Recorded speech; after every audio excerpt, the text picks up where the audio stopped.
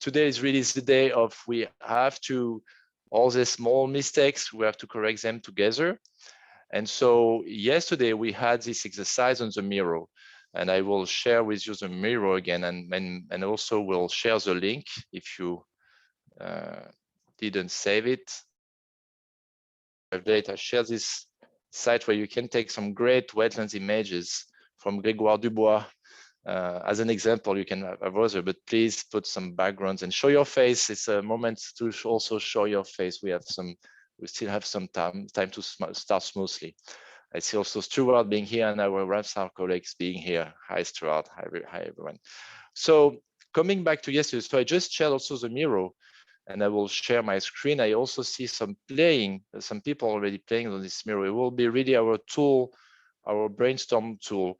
We will also for sure, as a, we said we'll do a recap of today, but this recap, we have to, it's so much information, we will need time to synthesize all that and to transform all this information in action.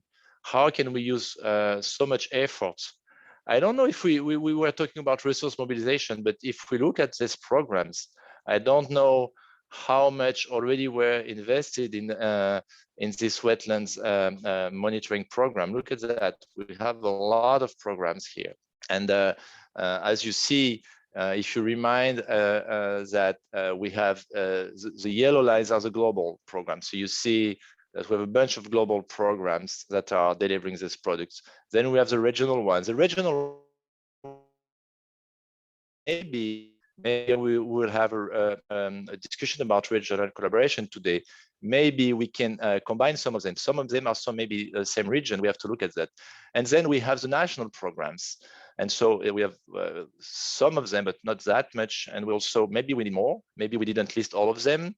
And we need to see how we can have this program collaborating from the global to the regional to the national and even local level. So this is our result of first day. So as you see, it was completed in the afternoon. In the afternoon, we had people from Brazil and some European colleagues also that joined us and that completed this this very great mirror exercise.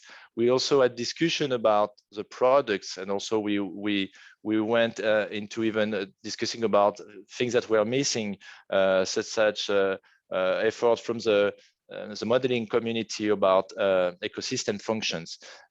So we went even further than what we've done in the morning in terms of content. So today, and I will now share the agenda, we're gonna, as I said, we're gonna discuss, and let me just find the agenda, it's here. All right. So we will have a first session where we will discuss how we get access to this wetlands observation platform. And we will remind that during the first GeoWetlands, let's say, time period, we had discussion about this SWOS platform, this satellite wetlands observation system. And in the discussion with Ramsar and with other colleagues, said we don't have to reinvent the wheel. There are many things happening. We don't need to make a system, a huge system. We need to federate existing initiative, but we have to discuss that. What kind of a platform specification we want? What is missing? What bridges are missing? What do we need to develop? So we'll have a session on that. After that, we will have a session. So the first session will be moderated by Stephen Ramage, and Hilary Lamert, I think, from GeoWetlands. And then we'll have a session on regional collaboration and wetland-based solution. I think this is also something new for the GeoWetlands. It's how we benefit from these regional alliances, and also this really impressive acceleration of wetland-based solution implementation. How can we help with remote sensing to implement this wetland-based solution, and so also to monitor their results, their impacts on many on wetlands conservation, but also on other issues on water, on carbon, and disaster risk reductions. Then we will have the most important discussion of the 2 days. That will be a discussion about toward the GeoWetlands leadership group, and it will be Madiha Bajwa, that is our work program coordinator, that will moderate this session, and we will discuss with her how we can engage. And so we really need you at this session to engage and also make proposals. And then we will do a short wrap up. So is it okay with the agenda? Is it clear for everyone? Any remark at this stage? I will stop to share my screen to see you. I see some smiley figures, so I think it's okay. So we will start. Maybe we can start with Laurent and GeoWetlands colleagues that are present. I mean, we about these issues of getting access to this data. What we have seen from the documents you shared, you have done great effort to define specifications. So I'd like to give the voice to you to understand where did it go, what can we benefit from the efforts you have done already, but what were the difficulties that we could work on. So please, very general. I know it's kind of a last minute again, but it's a brainstorm meeting. It's not a symposium. Please, Laurent. No worries, Laurent. It's going to be okay. Good morning, everyone, or afternoon for some people. As we've seen yesterday, I think it was a big brainstorm session, and Laurent just showed a Miro board with lots of data sets, ideas on different levels and linking to different programs. And I think at this stage, when we have like all the collective people's brain power to start to structure it. And the way we've done it previously in GeoWetlands and also other projects is we always start from the end users of the product. So we start with the stakeholder, what's the policy context they operate in. From the policy context, you derive the information needs, and based on the information needs, you define the product. So you derive the product definition. Just to give two examples, I think one, I think very clearly presented by Ramsar yesterday.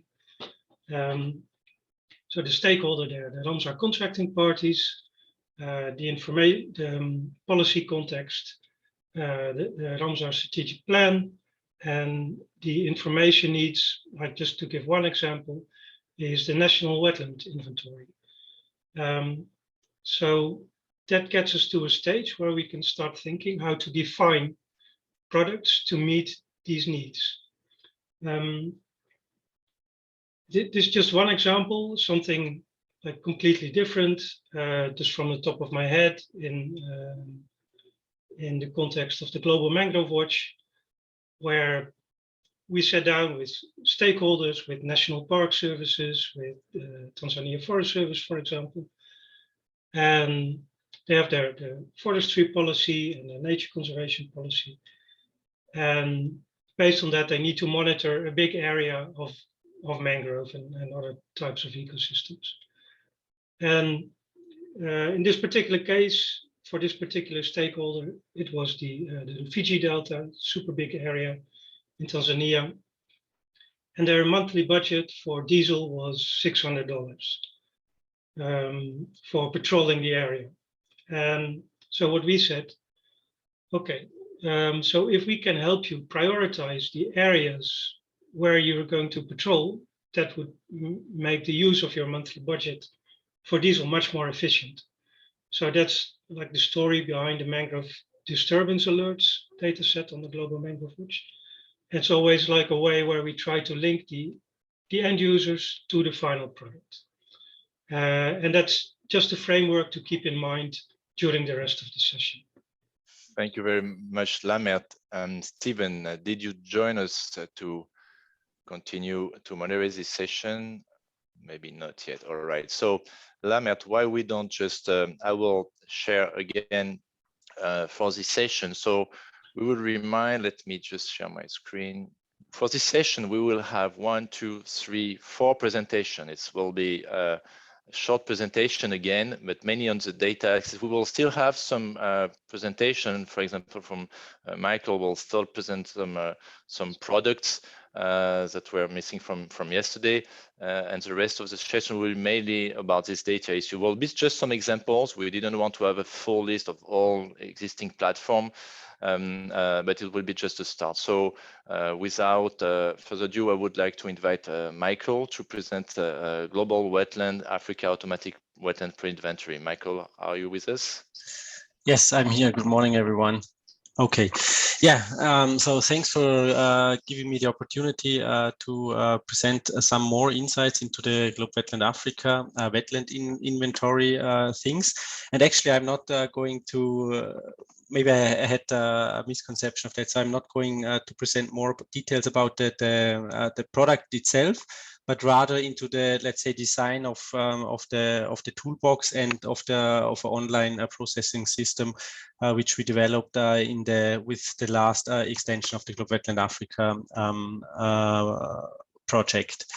And so to go forward, so just to quickly summarize again the objectives of the Global Wetland Africa project. So the initial, when we had the initial project, the idea was to provide tools and access to tools, open source tools to the user community, to stakeholders in Africa, and access also to the most recent satellite data, and definitely with a focus on the sentinels, but also which allows to ingest Landsat data, for instance. So that's just the first two objectives at the top of the first part of the Global Wetland Africa project. And then it turned out that the data is so heavy in terms of what you get from the sentinels that we need to find another solution in order to allow users to really get the best out of this data.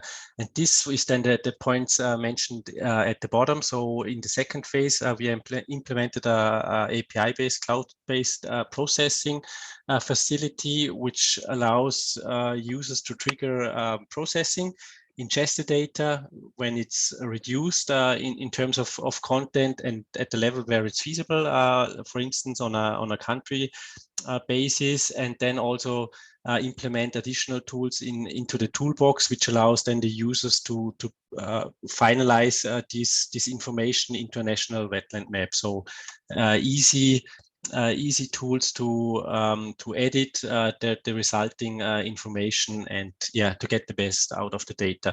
And just to, so that's the initial design of the toolbox, was like as a QGIS plugin, more or less, where you could then run through a workflow, ingest the data, go through the individual steps, and that turned out to be too complex. And especially if I show you the next slide, where we just with a short summary what we processed for in order to create the individual country-based wetland pre-inventories, you see that from the pure amount, so the numbers mentioned here are scenes, observations. For instance, for Namibia, in terms of Sentinel-1 is roughly 5,000 Sentinel-1 scenes which have been used. And then in terms of Sentinel-2, the data volume is getting much heavier. So you have like 50,000 Sentinel-1, Sentinel-2 scenes, which means that's roughly a data volume of 50 terabyte. And this cannot be handled by the users. And on the other hand, what we have also shown is that it's very important to have like really the high temporal frequencies, etc. And that's why we then had like this split scenario showing here at the top, where we moved the heavy processing into the cloud, so that the user can actually define an area of interest, can define a period of interest. And then we started the processing on a facility, on a cloud infrastructure, which is capable of easy handling this amount of data. And then at a certain stage, the user will be informed that the results are ready. The user can download then on a, let's say that's then usually it's only, I think it's less than 1 gigabyte of final results which is transferred to the user, and then the user can work with the toolbox and finalize his or her wetland inventory. And just to a short summary of what is provided through our online processing system. So users will get two different kind of classifications. So let's say we pre-classify our results into in two different systems, already providing some information to the user in terms of occurrence of wetland probability. A main output is also the water and wetness presence index. That's written here wrong, but I've shown that yesterday, which in fact shows you how often a particular location is covered by surface water or wet soils, and then individual products like water frequencies, wet soil frequencies, and then we also distinguish between different kind of vegetation coverage. So the bare, sparse, and dense vegetation frequencies, and all this information the user can then use to come up with his or her final wetland inventory, or can that combine that with additional information they, for instance, have on a national scale from prior inventories, or it can also be combined with land use or land cover information to come up with the final wetland product. And just to quickly demonstrate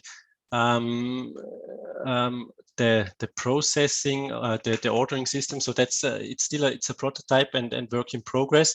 We are about to finalize it, but in the end, the user will have the possibility to enter such a web interface where then a user can specify name, organization, etc., where they come from, so that we just also know for whom we actually process the data. If I go back, we are here then on the ordering interface, which is really... Michael, you're not sharing you're only sharing the PowerPoint here. No. Sorry, I thought I shared the screen. Let me just quickly jump out and share it again. I was thinking that I shared the entire screen. So you're actually getting to this web interface. And in this web interface, users have to register. So they create a profile, announce their name, as I've mentioned that before. So you can also add details about the organization, etc. And then in the end, ordering the data is rather simple. So what you can do, you can actually specify AOI, test AOI, and also add a description. On the next step, you are then allowed to draw. I have to see. You're allowed to draw a polygon, and what is also important, and that's also provided through a description, is then to specify a period of interest. So for us, for the country wetland pre-inventories, we selected like 4 years. So the user should in the end also specify here, for instance, a date, or let's say a period of interest in order to process the data, and then the order can be saved and is then put into a online, let's say in a queuing system. So meaning that then in the cloud, the data will be processed. The user has to wait some time, and the user gets also an overview of the submitted order. User will get information, for instance, if some of the processing failed, whether it's finished or whether it's still in progress. And once the data, or let's say that the processing is finished, users can then download the data. So this pre-inventory I've just shown before, so this various layer ingest that to the local computer, and then do the final work on the data.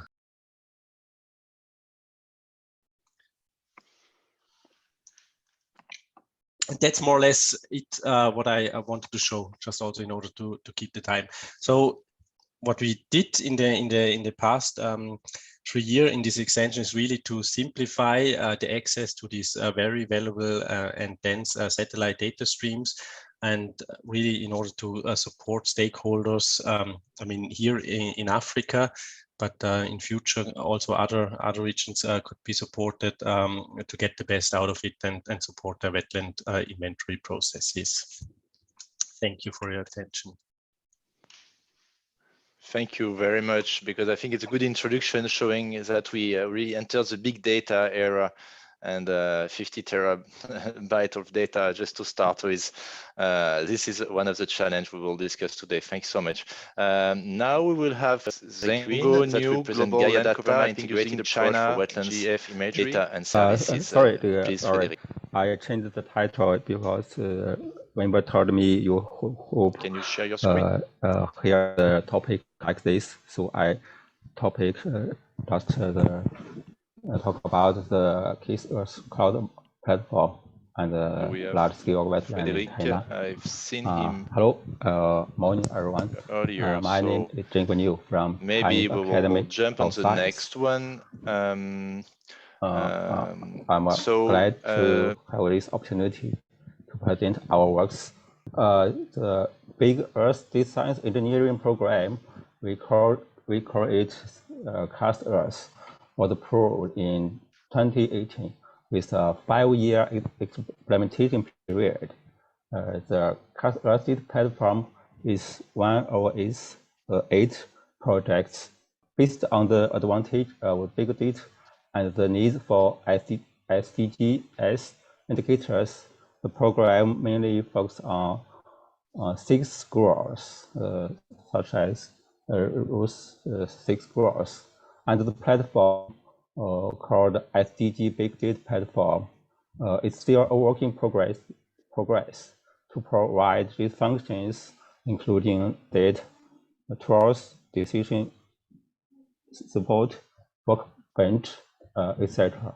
It has a huge data storage capacity, cloud computing capacity, and data analysis capacity. In the data function, it can provide 3 kinds of data sources, include the SDG satellite data source dataset and the CASEarth data bank. This data source includes historical achieved and processed data from various satellites, and the CASEarth data. It includes SDG-related data products developed by the program, and the tools menu can provide 4 kinds of tools with different functions. One of them, such as you can use these tools to map the world automatically, use the data from this platform. The practice menu published the studies supported by the program. Here we show some studies in the platform. It particularly focuses on SDGs. Here are some studies examples related to SDG 6, such as water dynamics, wetland distribution in China, and water transparency, water stress. In the next 2 minutes, I'd like to present 2 cases supported by the program. The one is the global surface water extended set. It's based on time series model data, and it can be updated yearly. And it has a high temporal resolution with 8 days and has a long-term period from 2000 to 2020. This set can be freely downloaded from this website and also from the platform. From this set, we can find the detailed water dynamics, such as in the Ramsar sites, equatalic, as the figure shows. The SDG cases, the dynamic change of water bodies in Ramsar sites was one of the study in the platform. The results of the case show that from 2000 to 2018, the water surface among 50% of Ramsar sites in Asia, Europe, and Africa showed a clearly change trend, and most of them showing an upward trend. We can also find different pattern water changes across the world Ramsar sites. Another one is a China water cover map. In this map, we propose water cover classification schemes.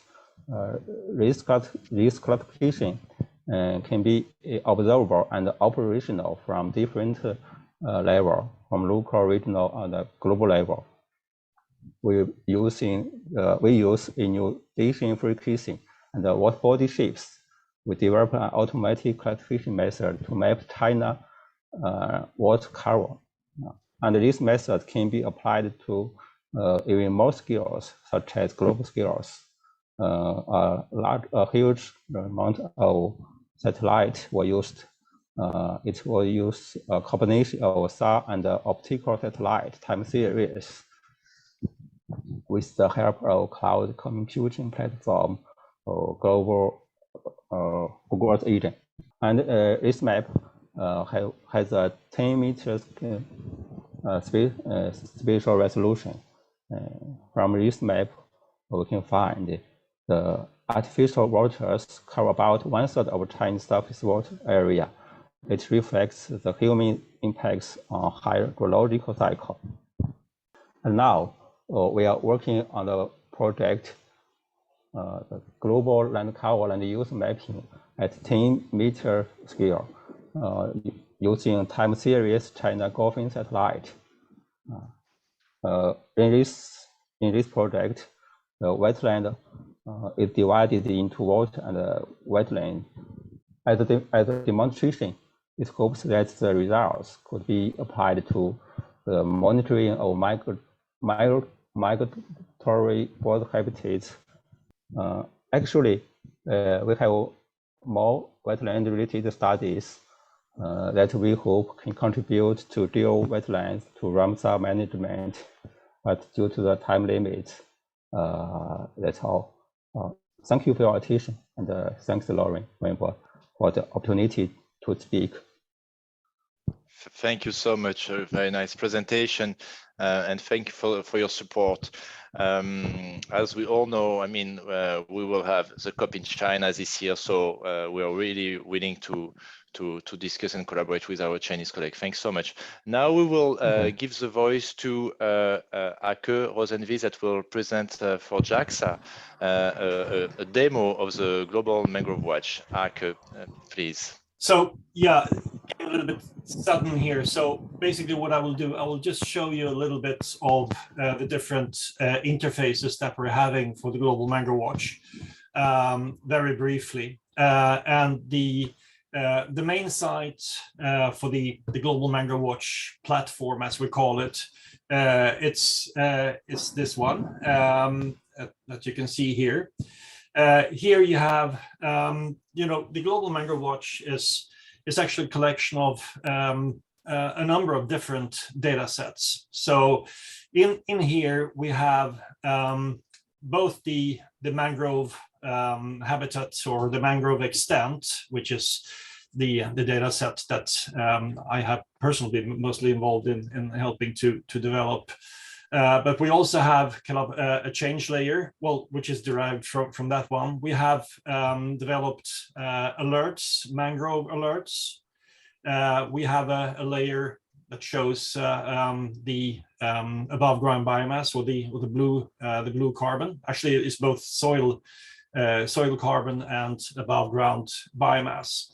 And if I just show you here kind of some examples, these are this is the global data set, because as you know, the Global Mangrove Watch data set is a global set that covers all the mangroves in the world. Here, if we look at, for instance, just take like Guinea-Bissau here, for instance, you can see both the extent of the mangrove here. But if you click on say alerts, for instance, if we take away this one and we click on the alerts, you can see here, and I expand this one as well. Here you can see mangrove alerts that we're having. At the moment, the alerts are limited to Africa. Maybe Laurent, you can maybe have some more information. I think there is we're running a trial at the moment. So and we are looking at expanding the alerts to a global scale using ALOS-2 pulsar-2 SCANSAR data. But at the moment, we are using Sentinel-2 time series for the change or for the mangrove alerts. We also have a blue carbon layer, as I mentioned, which shows the estimated above ground biomass. And this is a data set that was generated by, it's a collaboration between NASA Goddard Space Center and JPL. So we have a number of different data sets on the platform, and I think that maybe Laurent is more apt to describe the platform than I am. But anyway, what you can do here is that you can either have the worldwide statistics here, or you can just kind of click on a country like this. So here, clicked on Senegal, and then you get the kind of the different statistics of mangroves for the different data layers for Senegal or whatever country in the world that you will click on. And you can then download kind of the statistics data as a PDF report as well. But when it comes to the actual, say, mangrove extent data set, you can download. We have the main kind of site for download of shapefile data, vector data. You can go to the UNEP WCMC Ocean Data Viewer.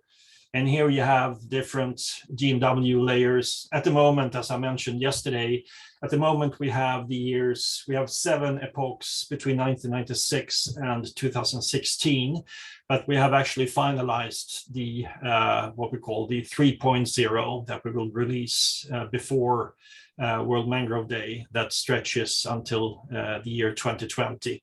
But here, anyway, you can download the either the vector data, or at the JAXA website, you can download the, if you're interested in using GeoTIFF format instead, you can just fill in a user registration, and then you can just download the data in GeoTIFF format as well. And then also just to show you what it actually looks like once you have downloaded it. I mean, so this is basically for those who are interested in doing their own analysis of the data. So here, basically, I've just imported those vector files into QGIS. And here you have, actually, I'm cheating a little bit here. I'm showing you the new 3.0 data layer, where we have data until 2020. But anyway, you can then zoom in to any area in the world that you're interested in, and you can then look at the time series data here. So here I have displayed the different years in different colors. And you can then just look at kind of a given year and just look at the different the changes over time that you're having. So this is a very kind of very useful tool, I think, and the idea is to enable users to be able to work with the data directly by themselves. And for those who are more interested in a web tool, then as said, we kind of recommend to use the Global Mangrove Watch platform here instead. So Laurent, I don't know if you have anything to add on this. This is basically just what I wanted to show, that all these data are publicly available and you can download it free of charge, both vector and raster data, or you can work kind of on the platform and use the various tools. Laurent. No, thanks a lot, Ake. Just two things to add. First of all, we're working on a major update of the platform, which will be ready by the end of July at World Mangrove Day, July 26th. Secondly, a small detail, but about the mangrove blue carbon layer. That is not the above ground biomass layer, which is also on the platform. But the mangrove blue carbon layer is a fusion of the soil organic carbon with the above ground biomass translated to CO2 equivalents. So it's a merge of different data sets to be able to provide a single number of how much blue carbon is there in a mangrove ecosystem on a country level or protected area level. Yeah, exactly. Here you actually have the blue carbon is here, but you also have here you have another layer which is called mangrove biomass, and that is the above ground biomass. And there is also another one where is the where we have the mangrove height, which is derived from that as well. So yeah, so thank you very much, Laurent, for that that information. Anyway, these data can be downloaded, and I think that for the when it comes to the carbon, the heights and carbon layers, they are currently just from a single year. They are derived mainly from SRTM data, the above ground and the heights. But right now there is work ongoing to generate a new layer using TerraSRX and TandemX data. So for the base year 2015, so that will be at a higher spatial resolution as well. So that's all going to come then in the, I believe, in the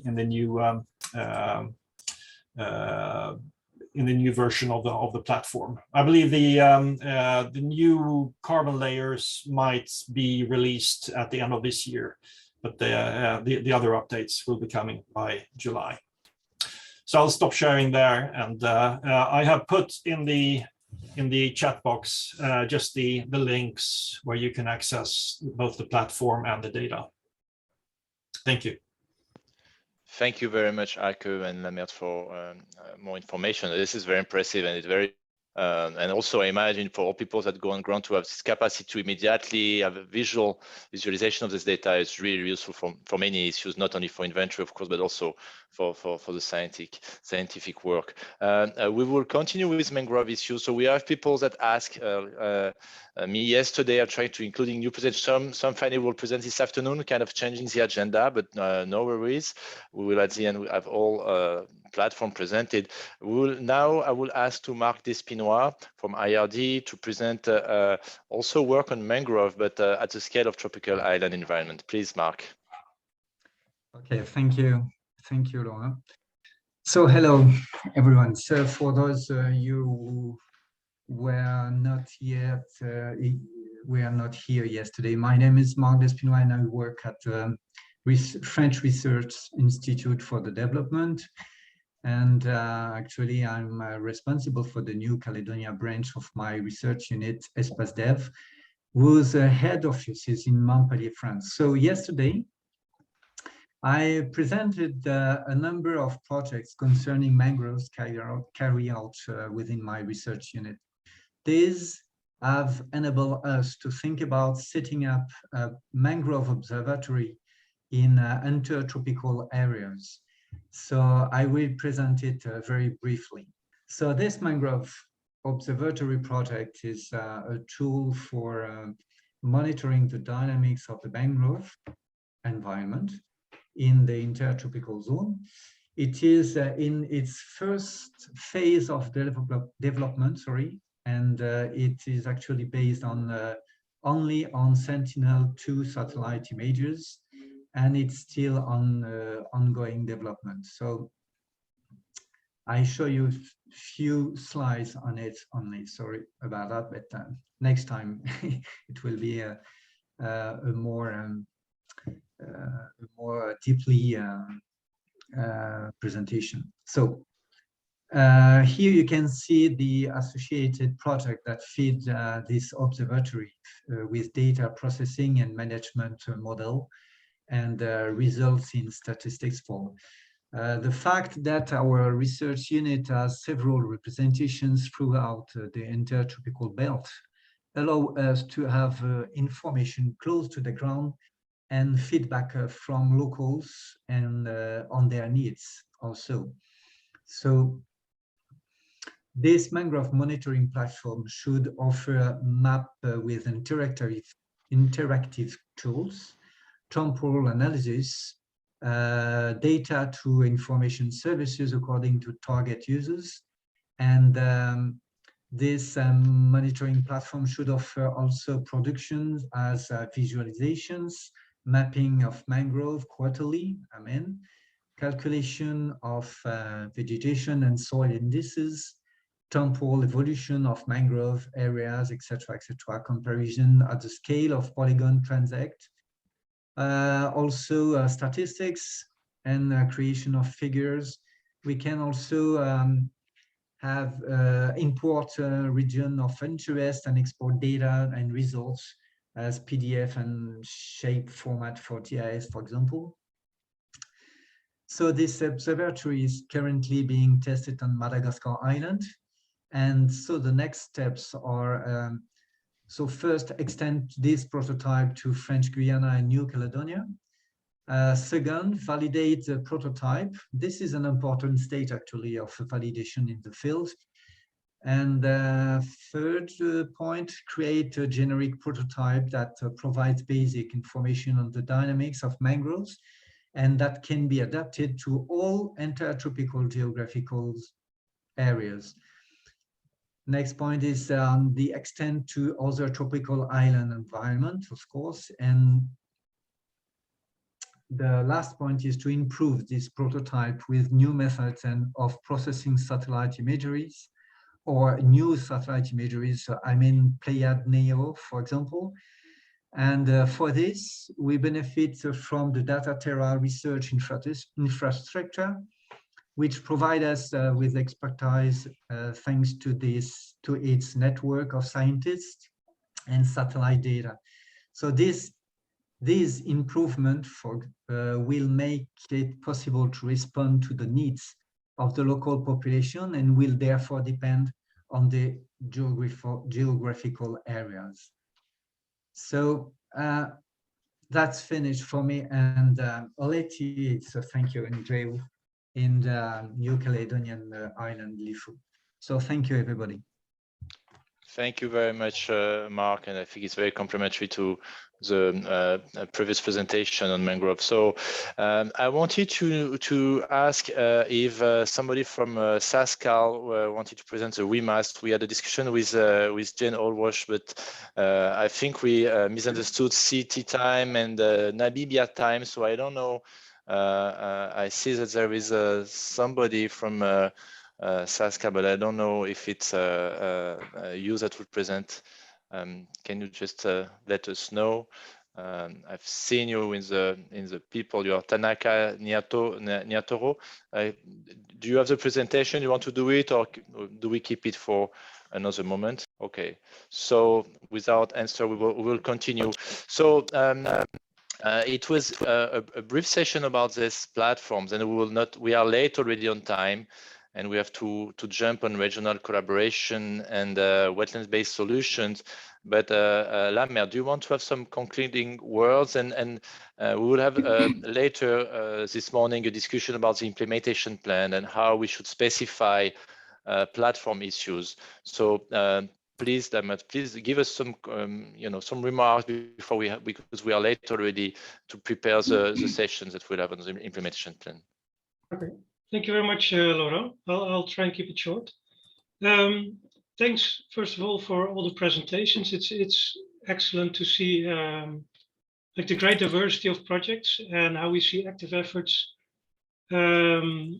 not just to offer data but also to synthesize this into information, into actionable information, something I came across in all the different presentations.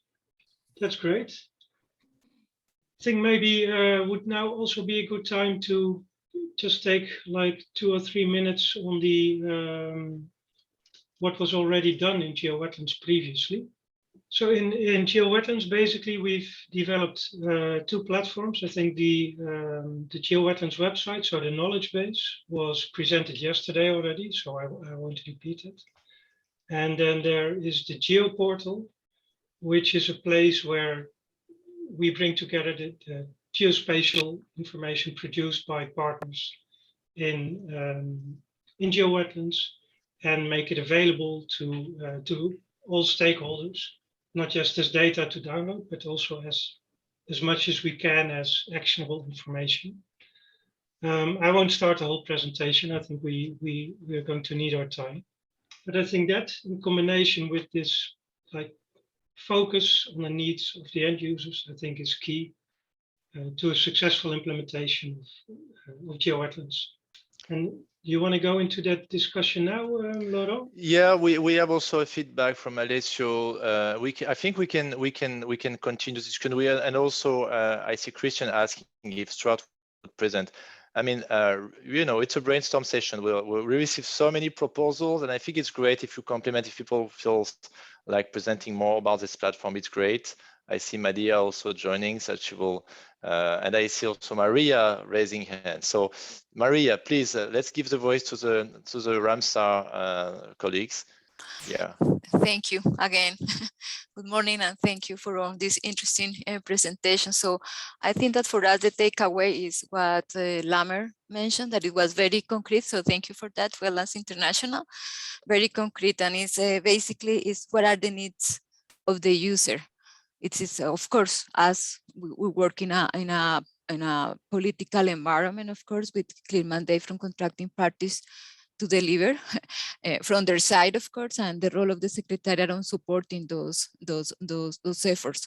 So I think that is the key messages. If the community, of course, want to engage in supporting contracting parties and the work of the Secretariat on the purpose, it's important that you are clear, as we have mentioned yesterday, what is our mandate, what we are doing, and what are the expectations that we have from parties support, in order that what you are producing really help contracting parties' efforts to achieve the goals under the convention. The other comment that I have is regarding Ramsar site, and again, I don't know if all the community is aware, but the convention is not only about Ramsar site. So Ramsar site is a little bit of all the wide goals and objectives of the convention, because all the guidance and objectives apply to all wetlands in a territory of a contracting party. So Ramsar site is a bit of it.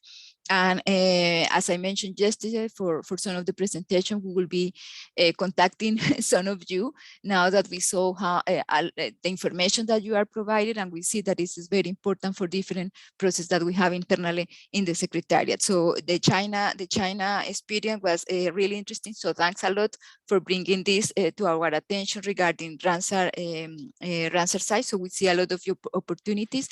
So again, that you take into account, if you are working, yes, and supporting this information in particular can support contracting parties in doing the update of the Ramsar site information that they have. They have the obligation to do it every 6 years. That is not the case. So of course, we are encouraging them to do as much as possible. So if you are producing that information, be aware that what you are producing for Ramsar site can really help countries on that purpose. But the goals of the conventions are higher and bigger than that. So keep that in mind. So if you are working in wetland supporting, not only think about Ramsar site. They are important. It can be part of the objectives, but also to the broader concept of wetlands. So those are the key takeaways from our side at this point. Thank you.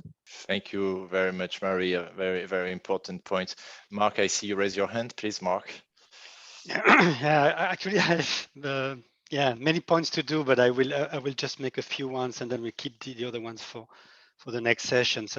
Alors, one point that is very important is that whatever we developed needs to respond to the needs of the countries. I think this was really very well stressed by Laurent and Maria. So anything we design we must be sure that the countries will find their solution in what we're proposing. And something we have to keep in mind that there is not a solution that fits all. So we have to look at different profiles of countries. Some countries have their own infrastructures, other countries they have basically nothing to process the data or to analyze the data. So we need to think about this, and not all are looking for the same type of informations. What is essential is at the end, and we've seen today and yesterday, there's lots of data, lots of data sets, lots of tools, lots of platforms where it's possible to do processing or retrieve data. So one of the lessons learned we had also from other initiatives is that sometimes countries are lost with all these ecosystems of data sets and platforms. But we need to be inclusive. We need to involve everybody. We don't want to say to the countries, okay, use that data or use that platform. So it's really essentially about, and you know how much I'm in favor of having a toolkit, a knowledge sharing, as we started to develop with Laurent and Adrian and the GeoWetland team. So we need to try to be as inclusive as possible, but as transparent as possible also on the quality of the data, on the quality of the tools, and what we can do with this data and what we can do with these tools. And this is very important. And the way to do this is to guide the users. So having a sort of different profile of users, but we must be sure that if a country wants, I don't know, to get access to mangrove data, of course they can get access to the Global Mangrove Watch, which is one of the major data sets. But there are other examples that we've seen in China or in other, or the last one also in Madagascar, and they must be exposed also to this. But we must be sure that when they access this knowledge base, they find the information they are looking for. So we have to be, so that we need to define a certain number of use cases depending on what the countries, I'm saying the countries, but it can also be a wetland managers for Ramsar sites as well. So there are different user profiles. So, and this is really one thing that I want to insist: transparency and inclusiveness. That's really essential. And we need to connect also to what to the monitoring guidelines that UNEP has developed, but also the Ramsar with the inventory toolkit, and probably Ramsar will have other toolkit that they develop for other purpose of the conventions. So we need this strong connection, of course, to the official, let's say, toolkit and guidelines that these policy stakeholders are producing, but also we have to remember that what we developed is really about Earth observation for wetland monitoring. So we're not planning really to cover everything, but it's Earth observation in the broad sense. And my last point, it's very important that if we involve producers of data or algorithm developer, they must be in charge of their own data. So the data owners should be the data curators. The algo owners should make sure that the tools are available and are maintained in a certain way. That's really essential at the end. So it's not GeoWetland who will take care of the data or will take care of the algorithm or will take care of the platforms. So behind every data set, behind every algorithm, there must be somebody who takes a commitment to update what they do and to keep it live. And that's really essential. And my last point, what we learned also from the various exercises we did, the data processing is usually very heavy and usually also requires some high expertise in terms of Earth observation. So it's not that you click on a button and you get your data in terms of processing. So sometimes it's better to do some data pre-processing, like what the Global Mangrove Watch have done, but also the GlobWetland Africa, and to leave the last mile, the last steps to the countries. There are cases, of course, where countries can develop their own capacities, but the experience for most of our projects is really the big, heavy bulk data processing sometimes have to be done, let's say, in advance, let's say, and prepared. But we still need also to keep some sort of real-time processing, especially, for example, we saw the example of the alerts. So these are just a few ideas that I was, I think, throwing to and hoping that people will react on this. Huh? But don't forget, inclusiveness and transparency is really key to what we do. Thank you, Marc. And I've seen our colleagues from the next session being here already. Please don't worry. We will continue this discussion. It's an important one. You will not lose any of your time. We will take on the session after. I think those in discussion, Madi, are already participating to our discussion for the implementation plan. So, and I see Alessio is back. I know that Stuart wanted to present something or to give some point. I've seen this in the chat. So Stuart, if you want to present or make any point, please, the floor is yours. That's great, actually. Thank you so much, Laurent. And I wanted to react to Marc. I also wanted to present, and I think there's been some really good points. What I will do is I'll present it, but I'm going to do it very quickly. Okay.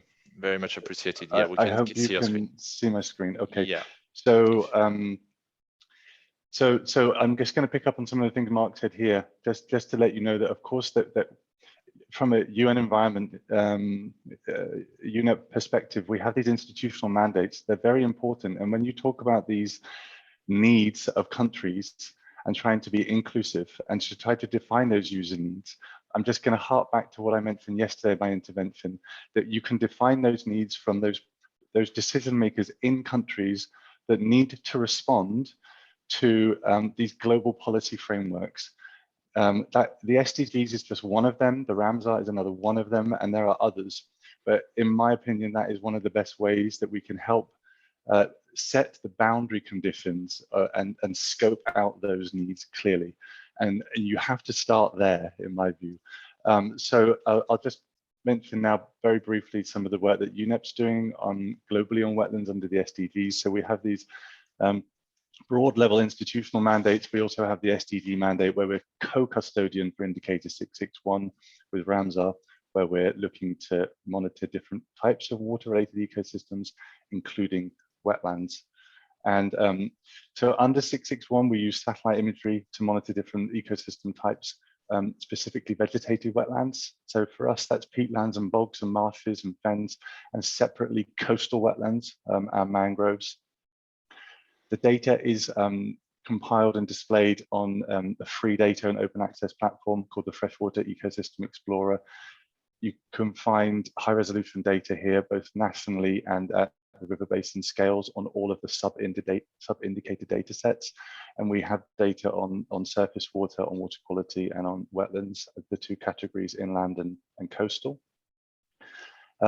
We have global coverage of data, and we have data that goes back over a huge time series. In terms of the surface water, it's back to 1984. In terms of the water quality data, back to around 2000, and the mangrove data similarly. Just to let you know that we launched this project, we launched the Freshwater Explorer in 2020 with all of this global data, and it went out in a global dissemination to SDG 661 indicator focal points in countries that we have confirmed, and we receive approval from countries, national statistical offices, all those designated focal points on the data. And that's how we get UN member state approval on all of the SDG 661 indicated data before it is then submitted officially as indicated data into the statistical division of the UN. So everything that we're putting out onto the Freshwater Explorer is endorsed by countries. And that's a heavy process that we go through. We have a technical help desk that's set up with a team of people working with countries, with all of those indicator focal points, sharing this information, talking through the information. And just to mention, that is a very important role, which I can't stress how important that is in terms of bringing EO data products into the hands of different decision makers in countries who are not familiar with this type of data. The data is updated annually. We go through that approval process every 3 years. So through the support of UNEP DHI, we generated the first global map of wetlands that's been approved by UN member states and used for SDG monitoring of wetlands. We have per country and per river basin data, and the user can choose their own basin size. We actually provide 6 basin sizes, and it's pooled into those sort of different basins, and you can measure vegetated wetlands there as a measure of kilometers squared or as a percentage of total land area. And the data production method uses this consistent wetland monitoring based on satellite Earth observations to cover the entire land surface of the Earth, except Antarctica and small islands. We have gathered data on wetlands from 2016 and 17 and 18 and combine this to produce an area baseline in kilometers squared that we call a baseline. So we don't yet have change statistics on this. We've just generated the baseline map, but the future annual update will therefore generate the annual change statistics. The information comes from the Sentinel-1, 2, and Landsat data to predict the wetland probability. So just very quickly, this is just an illustration of how we present the data on the 661 site. I'm highlighting here both sort of coastal mangroves data. This comes from what Ake has presented on the Global Mangrove Watch. That's the import of that data presented on this site, and also what we call inland vegetated wetlands. And we generate these statistics on the statistical platform, and obviously you can visualize the data and you can zoom in down to a 30-meter resolution. And you can do this in any part of the world. And then maybe I'll just end on this last slide just to illustrate that you can zoom in on any river basin.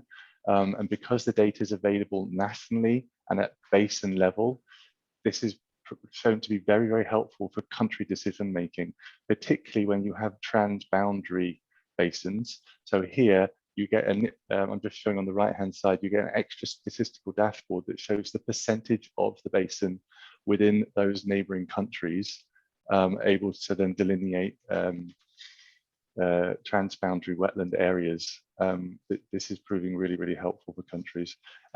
In terms of the sort of mangrove data, we provide analysis to show extent loss, extent gain, and we also provide those total change statistics. And as I mentioned, that comes from the Global Mangrove Watch team. So, okay, that is a snapshot. I realize we're late on time, so I'll close off there. But just that's the Freshwater Explorer platform for you. Thanks. I think it was really useful presentation, and so it also brings new challenges on how we can actually connect all these initiatives, because we've seen very different ones that really focus on the quality with very precise accuracy assessments, ones that have a global, it's more difficult to have an ID, and so how also the local and national entities can actually use this data, improve it, also share from EO to in-situ data. I think there's a big challenge here that we also didn't enter in detail, but I think we'll not have time for that. But I think we see the potential of this discussion, and that was the idea of today. We knew in half an hour we could not dive into detail, but we see the potential and the needs for this coordination. We have seen many initiatives, how we can connect them, how we can improve that. Who is having some resources to actually improve it, and how can we together look for new resources. So this will be the challenge of what we'll discuss with Madiha.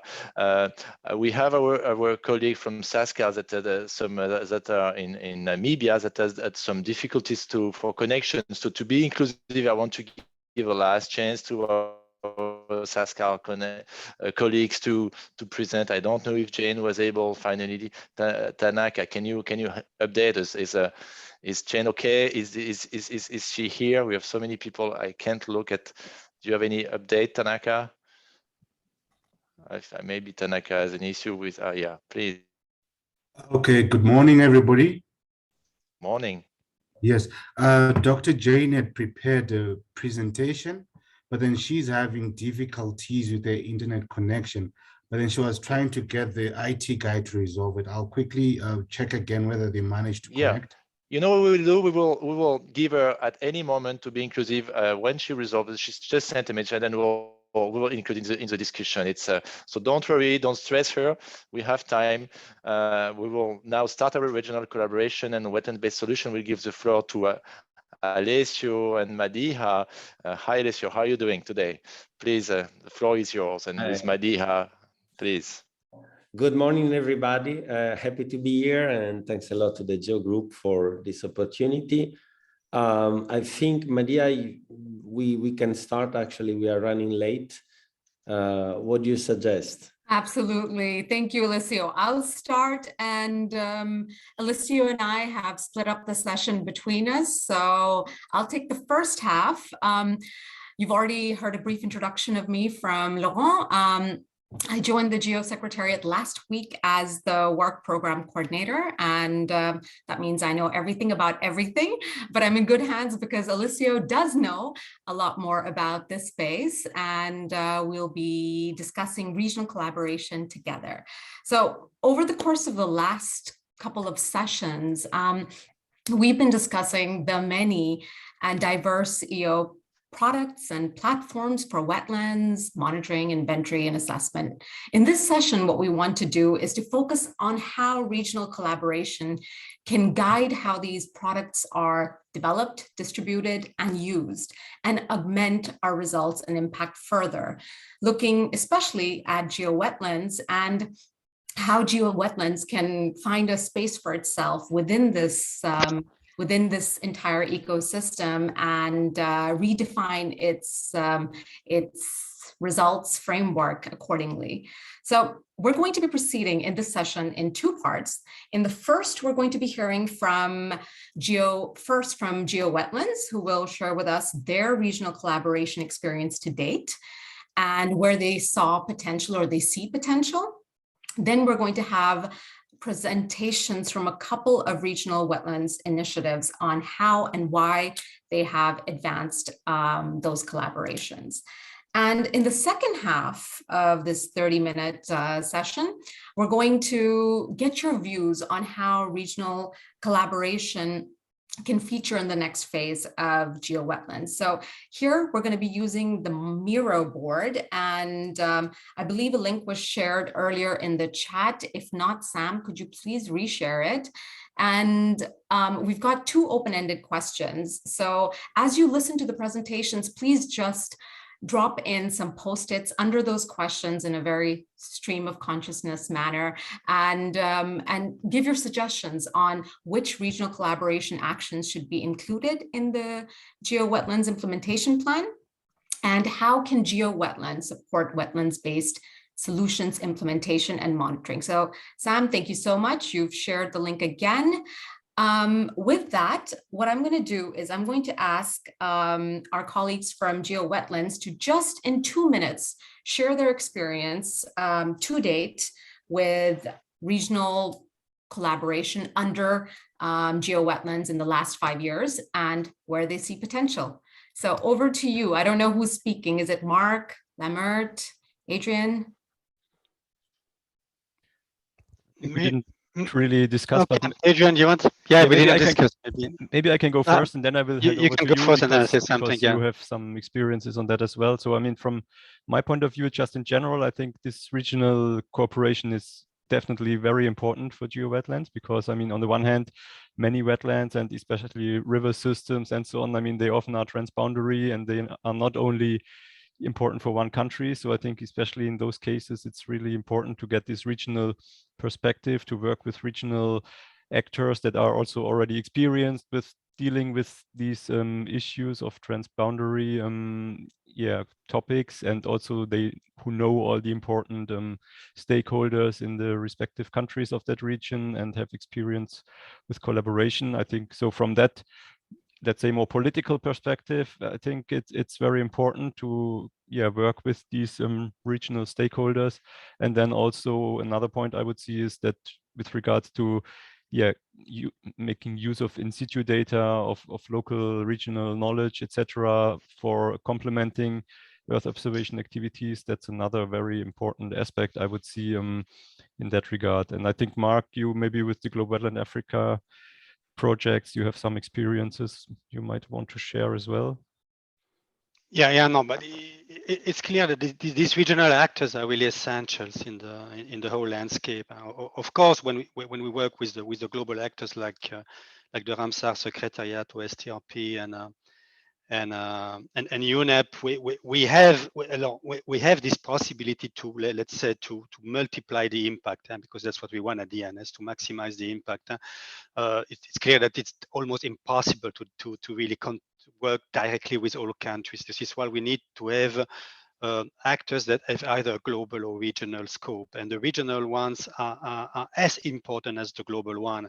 And in GeoWetlands and in the projects that I'm running, we had two approaches. One of the approaches, of course, to work with the river basins authorities, especially the transboundary river basins. But it's of course not only about wetlands, what they do, but wetlands is part of their remit, let's say, and it allows, and it has an approach of a basing approach, let's say. We are really targeting, let's say, the wetlands from a basing perspective. The point is that wetland is not always high in the priority, depending a bit on each of the river basin commissions. But that's definitely an important regional actors we need to deal with. And another one in the context of Ramsar are the Ramsar Regional Initiative. I don't know if you're familiar with it, but there is a large number of these regional initiatives that were created already for many years, and I'm sure Alessio will present this. Medwet is one of them, but there are other ones. In Africa, for example, in the projects we had in Africa, we work also with Ramsar on the east side of Africa, but we had also other ones like Senegal Wet, if I remember well. There were other ones. I have to remember a bit the name of these. There was something, Niger Wet was another one. So these ones are working at country level, of course. So it's a bit different from the river basin authorities, and it's a Ramsar regional initiative. So it's basically there also to coordinate the activities within a certain geographical areas. And for us, it's important because we have just an example. We gave a presentation to Uganda recently. Ramsar, which is the East African regional initiative from Ramsar, was there, and he said, "Oh, that's great. Now we are going to discuss with Rwanda, with Burundi, with Kenya," and this is why it's so important, because once you enter into regions, you don't need to talk to each of the individual countries. You really talk to this regional initiative. And I'm sure we are going to say something about Medwet, because Medwet is doing a great work. And so I'm really looking forward to see what they say. But they are essential actors. Absolutely. Thank you, Marc, and thank you, Adrian. We've heard they're super important. You've faced some challenges, if I heard correctly, in the sense that wetlands aren't top priority. So for the river basin, I'm saying, not for the Ramsar regional initiative. Right. So then with that, I will give the floor to Alessio. Alessio, please tell us about the Ramsar regional initiatives and why it is important that we hear about them. Thanks a lot, Maria. Thanks also to Marc. I'm happy to see also some friends here. So just to give a real quick view on what a Ramsar regional initiative is and why it's important, I will share just a few slides. I don't know if you see my screen. We do. Could you go? Okay. Perfect. Yeah, great. So first, what regional initiatives are under the Ramsar Convention? They are intended as operational means to provide effective support for and improve implementation of the objectives of the convention. So, and at the same time, raise visibility through international cooperation on wetland-related issues. So it's exactly the scope of regional initiatives, and we are talking about 19 regional initiatives. So we have 4 regional centers covering the Western Hemisphere, Western Central Asia, Eastern Asia, and Eastern Africa, and 15 Ramsar regional networks. So as you see, it's quite diverse and also complex. Many regional initiatives were built around macro ecosystems or regional areas with particular interest, like the Mediterranean, of course. The peculiarity of Medwet is, for example, that we also have some countries like Bulgaria that we share with another regional initiative that is Black Sea Wet, that for reasons that are of course related to flyways, for example. So let's say the regional initiatives are peculiarly interesting at the same time that are very much ecosystem based in the sense that they are really built on trying to really focus on the wetlands conservation and to bring together countries, contracting parties on the Ramsar Convention to basically work on several Ramsar Convention targets. Like among those, we have training, capacity building, exchange in terms of scientific knowledge, and also, of course, the work of monitoring and inventories. So I will take the chance to introduce our colleagues from the Carpathian Wetland Initiative, Ján Kadlečík, that joined us today, and then we will have today also the Ramsar Regional Center of East Asia. So we will have two interesting examples of regional initiatives. Please, Ján, the floor is yours. Thank you very much. And I would like for some technical support from Laurent, if possible, to share my presentation. I am Ján Kadlečík from the State Nature Conservancy, which is a coordinator of the Carpathian Wetland Initiative, which is one of the 4 European regional initiatives. Thank you.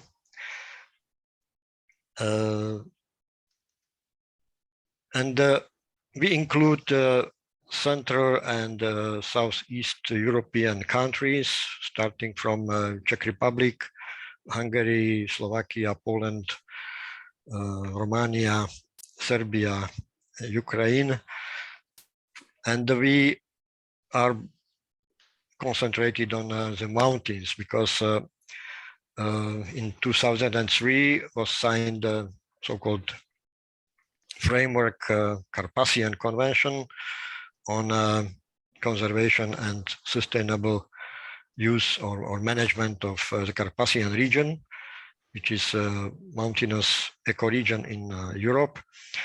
And 1 year after this, we launched the new Ramsar Regional Initiative. And in 2006, there was signed a memorandum of cooperation between Secrétariats of the Ramsar Convention and Carpathian Convention.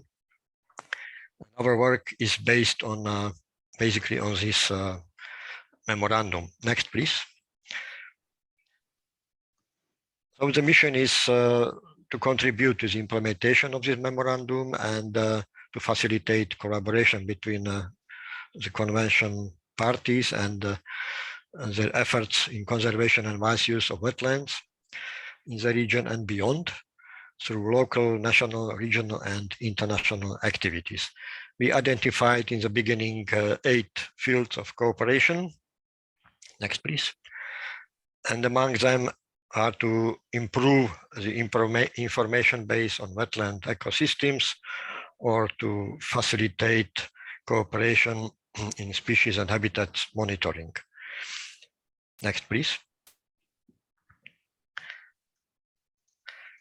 We have quite good cooperation with different partners, not only secretariats of the conventions, but also international organization partners like WWF, Wetlands International, IUCN, and of course Carpathian partner organizations like Carpathian Network of Protected Areas, because most of the ecoregion is in the Danube River Basin.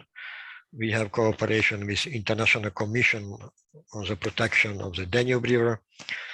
There is also partnership with Danube Parks Network, which is a network of protected areas along the Danube, or some national Institute of Applied Ecology, Daphne, in Slovakia.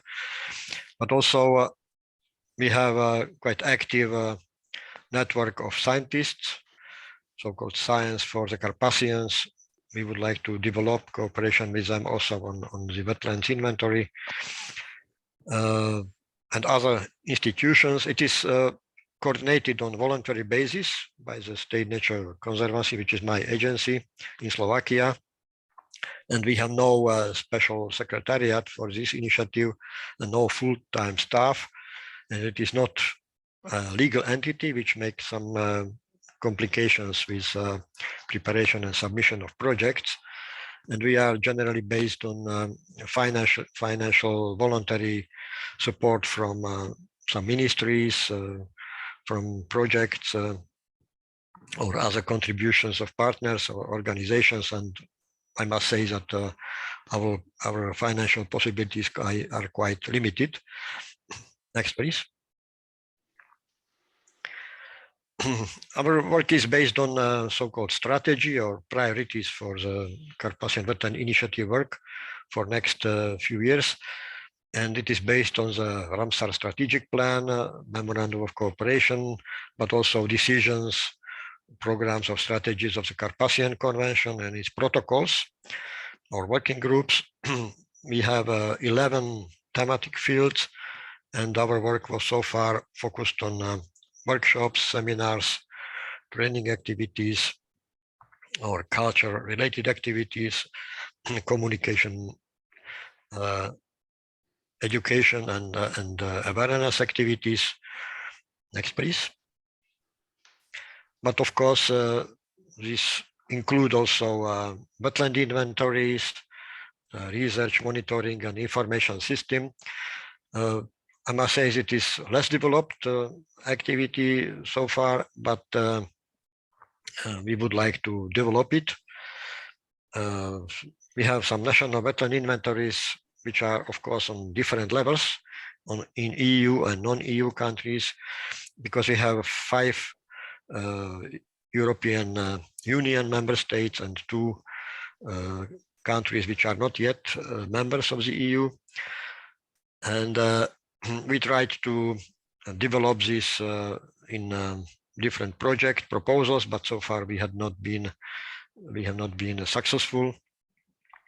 And we see a cooperation with GeoWetlands initiative as a good perspective, and we hope in development of inventories and monitoring more in cooperation with other entities that it was so far made. So next, please. I think it is the last slide. So I thank you for your attention, and I'm looking forward to cooperation with our partners in the future. Thank you. Thanks a lot, Ján. It was very useful. And then I think we can collect some reaction later. I will give the floor to Norman Ramirez for Ramsar Regional Center of East Asia. Norman, are you connected? Yeah. Okay. Thank you, Mr. Alessio, and thank you to the organizers of this workshop for giving us an opportunity to share our work and introduce what the RRC-EA is about. So please give me time to just share the screen.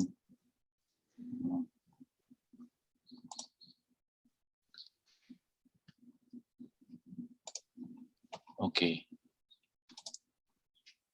So the Ramsar Regional Center East Asia is one of the regional initiatives formally recognized by the Ramsar Convention. As earlier mentioned, it's an what you call an RRI, established in 2009 through the initiative of the Ministry of Environment of the Republic of Korea, mainly to serve as a platform, a regional platform for capacity building, information exchange, and cooperation in support of the implementation of the Ramsar Convention.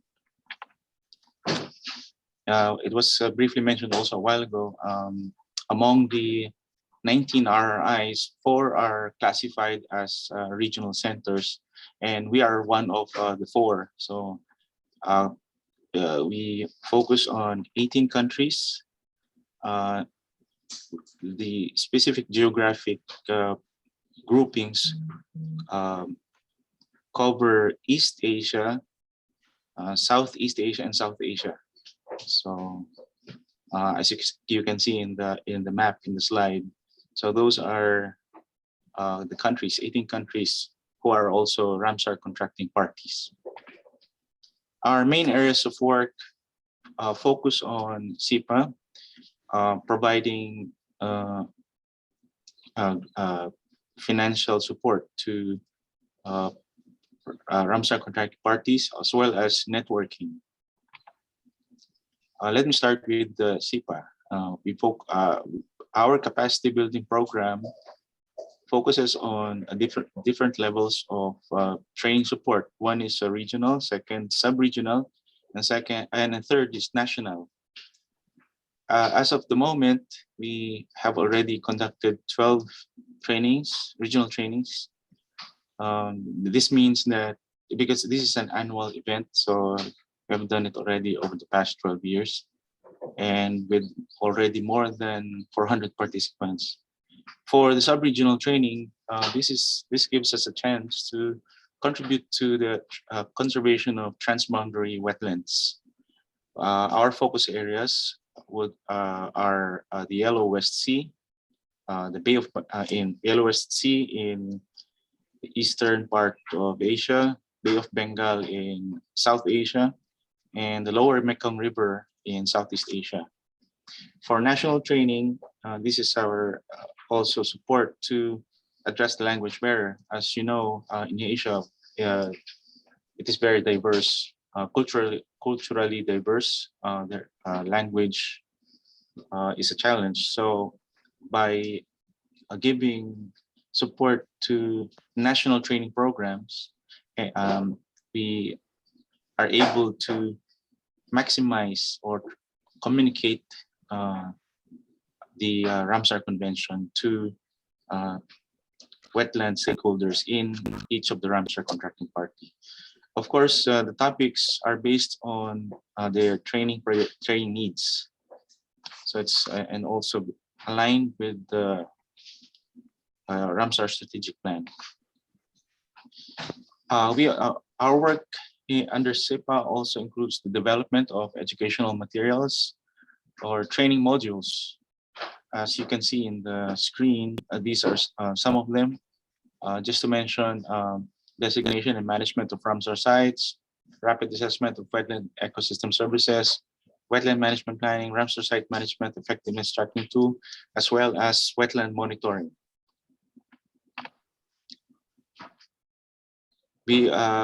So these materials, we provide support to countries to translate it. So just so, especially those end users who are the Ramsar site or wetland managers, they can easily understand the contents.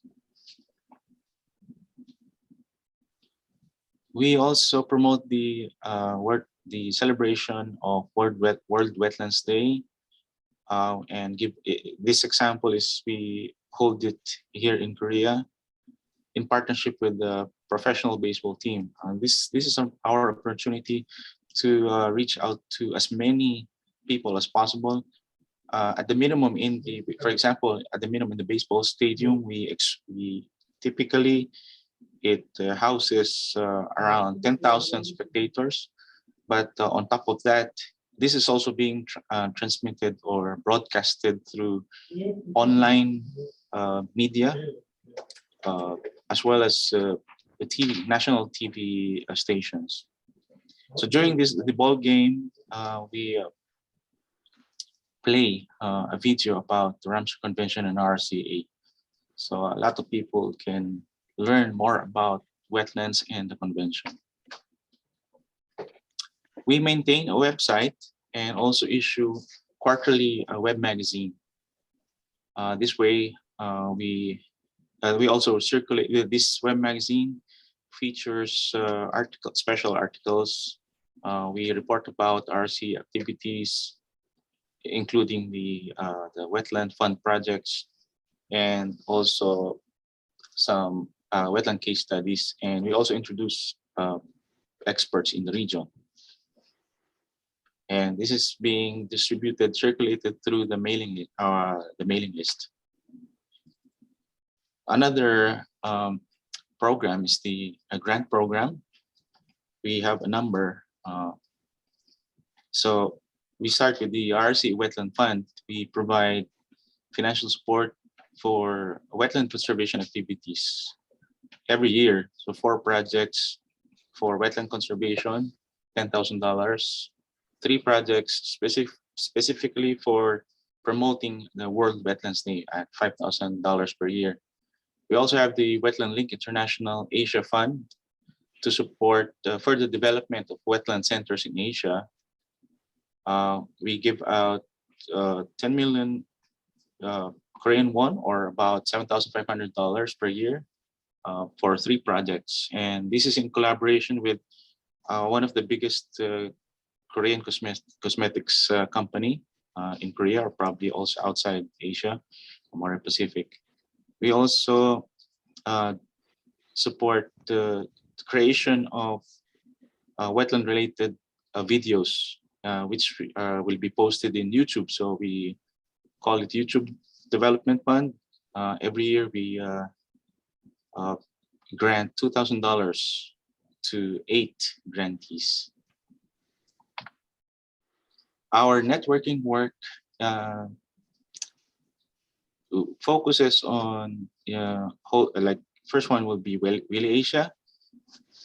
It is a biennial conference of these are members are wetland centers. We also conduct and update regularly the inventory of wetland education or visitor centers, and support exchange activities among Willy Asia members, and help in raising or mobilizing resources for wetland centers. Another of our work related to networking is the establishment or providing support to the wetland cities. And we call it the Wetland City Network, where these are the 18 wetland cities that have been accredited through the Wetland City accreditation of the Ramsar Convention. We hosted the first Mayor's Roundtable, or the first meeting of mayors, in 2019 here in Korea, and we intend to hopefully this year we will be pushing for the second one in France. Another one is collaboration with the wetland scientists through the Society of Wetland Scientists, the Asia chapter. We will help in organizing chapter meetings and also strengthen the network of wetland scientists in the region. We provide support in implementation of the Ramsar Convention, participate in Ramsar COP events, side events, providing exhibition booths. This one is a side event on the wetland cities. And these are the other side events related to, we supported the preparation of the draft resolution on rapid assessment of wetland ecosystem services. And for Ramsar COP 14, we also contributed or are supporting the 2 draft resolutions on wetland education and the Wetland City accreditation also. Other events that we support is the Asian Wetland Symposium. This is a regional forum for all that provides opportunities to diverse target groups to give them an opportunity to share their experiences to wetland stakeholders. This is held every 3 years.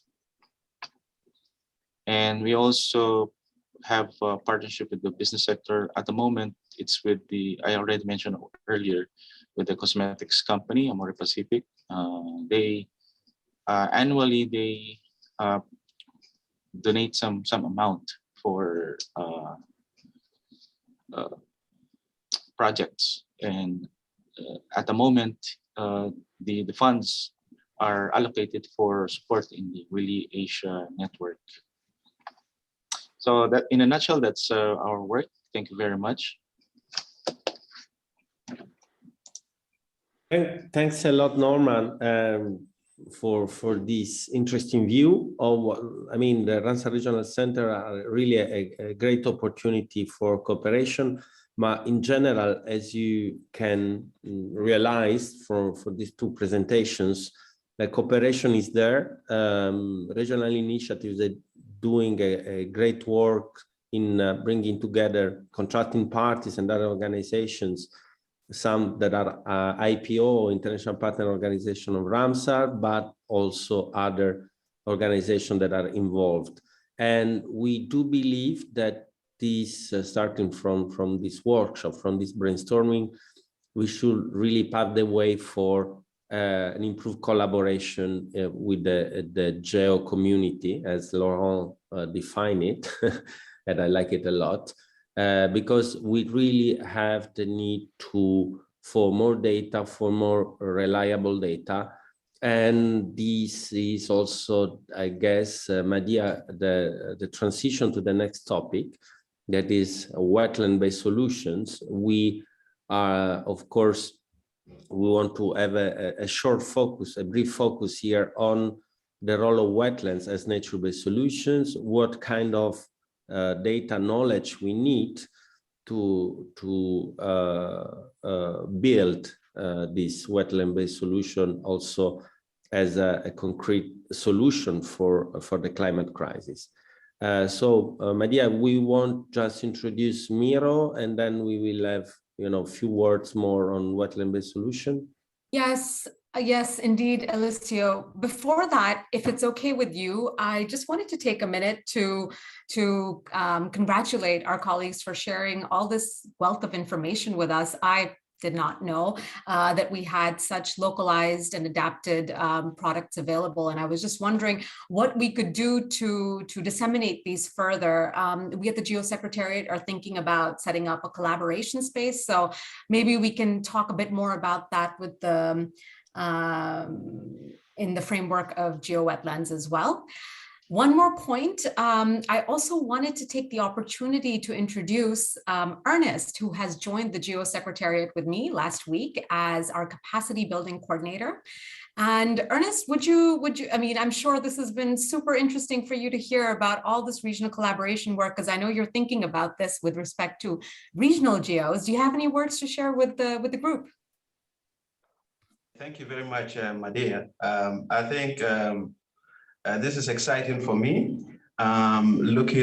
listening to the presentations that are happening, and there are very important keywords that are rhyming. And you talk about collaboration, you talk about networking, you talk about knowledge sharing, you talk about capacity development, capacity sharing.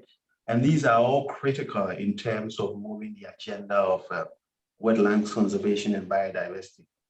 And this is an opportunity for us as GEO community to really continue in that space in terms of how we continue to build networks among countries, among regional GEOs, so that we should be in a position to share information and best practices whilst we engage with other communities. So this is quite exciting for me, and I look forward to this kind of effective collaborations among the team in future, and hopefully how we can also support this kind of arrangement. Thank you.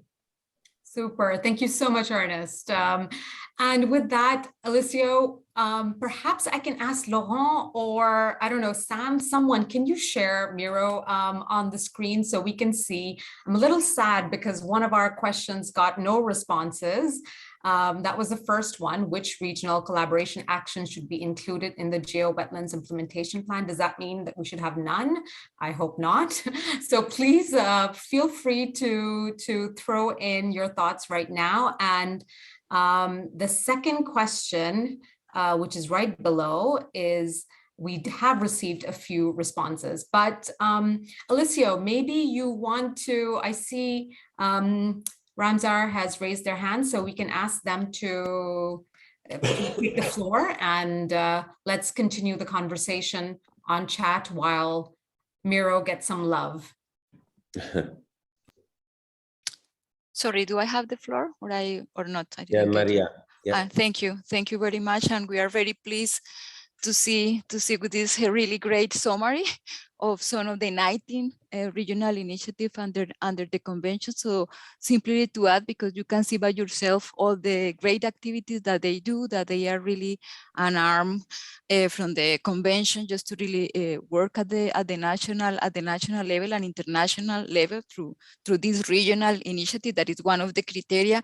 So simply to add that they are very diverse, and from the regional center in East Asia, it was clear. So there are two types, simply for the community to know that there are regional centers, and there are 4.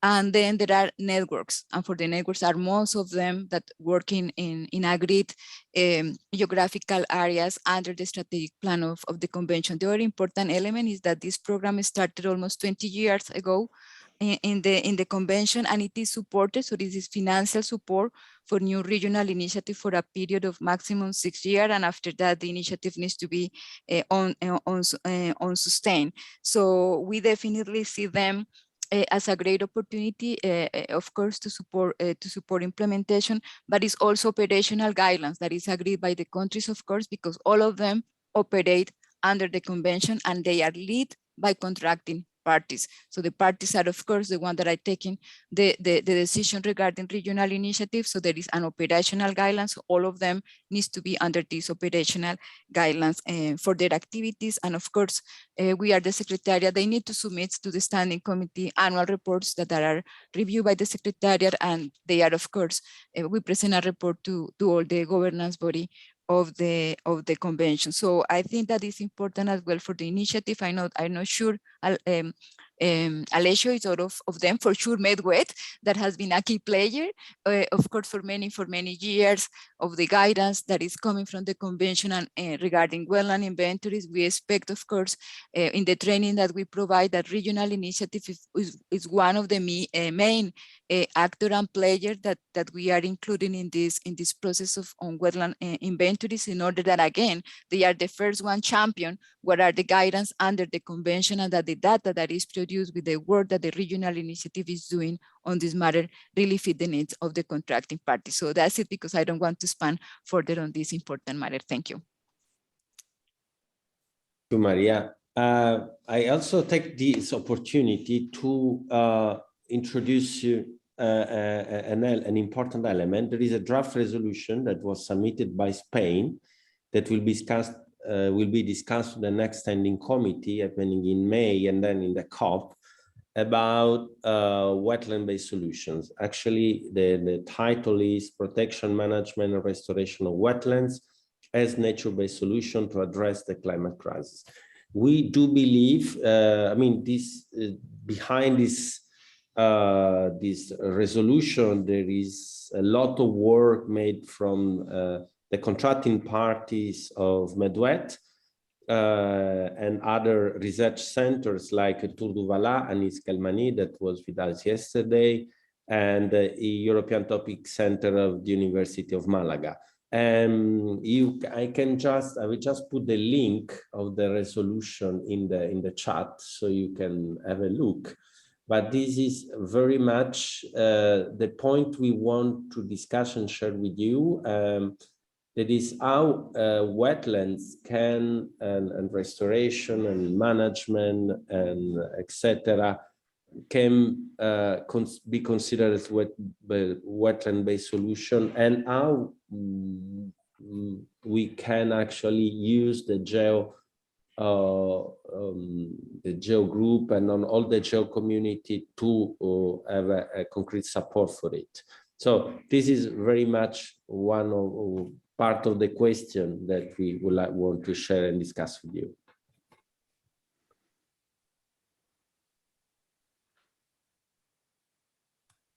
I see Miro, it's like moving a lot.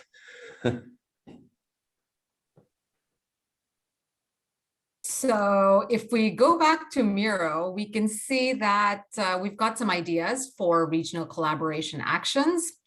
We've heard from someone that the first step could be to define which regional initiatives are of relevance to GeoWetlands, and then to define their role and how to engage with them. That sounds very accurate and a clear starting point for GeoWetlands. Do the GeoWetland team members have any reflections on what they can see happening on the screen if they can follow it? Marc, Adrian, Laurent, are you still with us? Sorry, can you repeat the questions, because I was trying to play with Miro. So no, that's fine. Just to pick up on what you were doing with Miro, do you have any reflections on what you're seeing in terms of the suggestions that are coming through on the collaboration actions? On the collaboration actions, it's clear that all these regional initiatives being networks or centers are very active in capacity development. So that's a clear areas, because at some points we need really, of course, to develop some capacity development material, and that's where I see really a strong collaboration. Then there is another, I'm trying to read also what I see on the Miro at the same time. The in-situ data collection, that's a very important topic, because for those who are aware of the way we do with Earth observation, with satellite data, we need in-situ data. We need in-situ data to calibrate our models. We need in-situ data to validate the results. We need sometimes in-situ data as part of the product. So having access to in-situ data and developing strategies, let's say, to get access to this data, it's really an area where the regional initiatives can be very instrumental. Then, of course, it allows us also to raise awareness about GeoWetlands and to, in a way, customize or contextualize what we do for a specific region, because we know the complexity of the wetlands. They are very different along the difficult geographical or climate areas. So having, the advantage of working with regional initiatives, that we understand what are the regional needs that can be a bit different from what is global. So this is important as well if we want to customize or to put more our solutions in the context of the region. We should not forget that they are very important to, one of the main roles is to support the implementation of the Ramsar Convention. So they're looking for data, they're looking for tools as well, and here it's a big area of cooperation. And what else did I see? I don't know if somebody else can add something. Just maybe to reiterate, I think it's important we not only focus on like producing data, and these regional collaborations allow us to have tailor-made approaches to invest in capacity building, in communication, of applying this data in a local context. And that's often something you just don't know from, behind your desk, in my case, in the Netherlands or somewhere else. And I think that's really key to making sure it's used, the products that are being developed. And I see another point. Very often in the wetlands, because wetlands are strongly related as well to the catchment, as I said before. So very often it's important to have different countries working together. So I see the regional initiatives can be very important as well, to try to develop some regional project. I see really and help us of course to disseminate the results of the project within the regions they have. So this is really an important topic as well. Absolutely. Thank you. Thank you so much. Please keep the feedback coming on Miro, and I'm sorry we are completely off on time. Laurent warned us from the start that this was a brainstorming and that we were going to be very adaptable as we went, but we do have one more session before Alessio gives his final words on this session. We would just like to ask you if you would be willing to stay on for 15-20 more minutes so that we can conclude the last part. We'll try to really make it fast.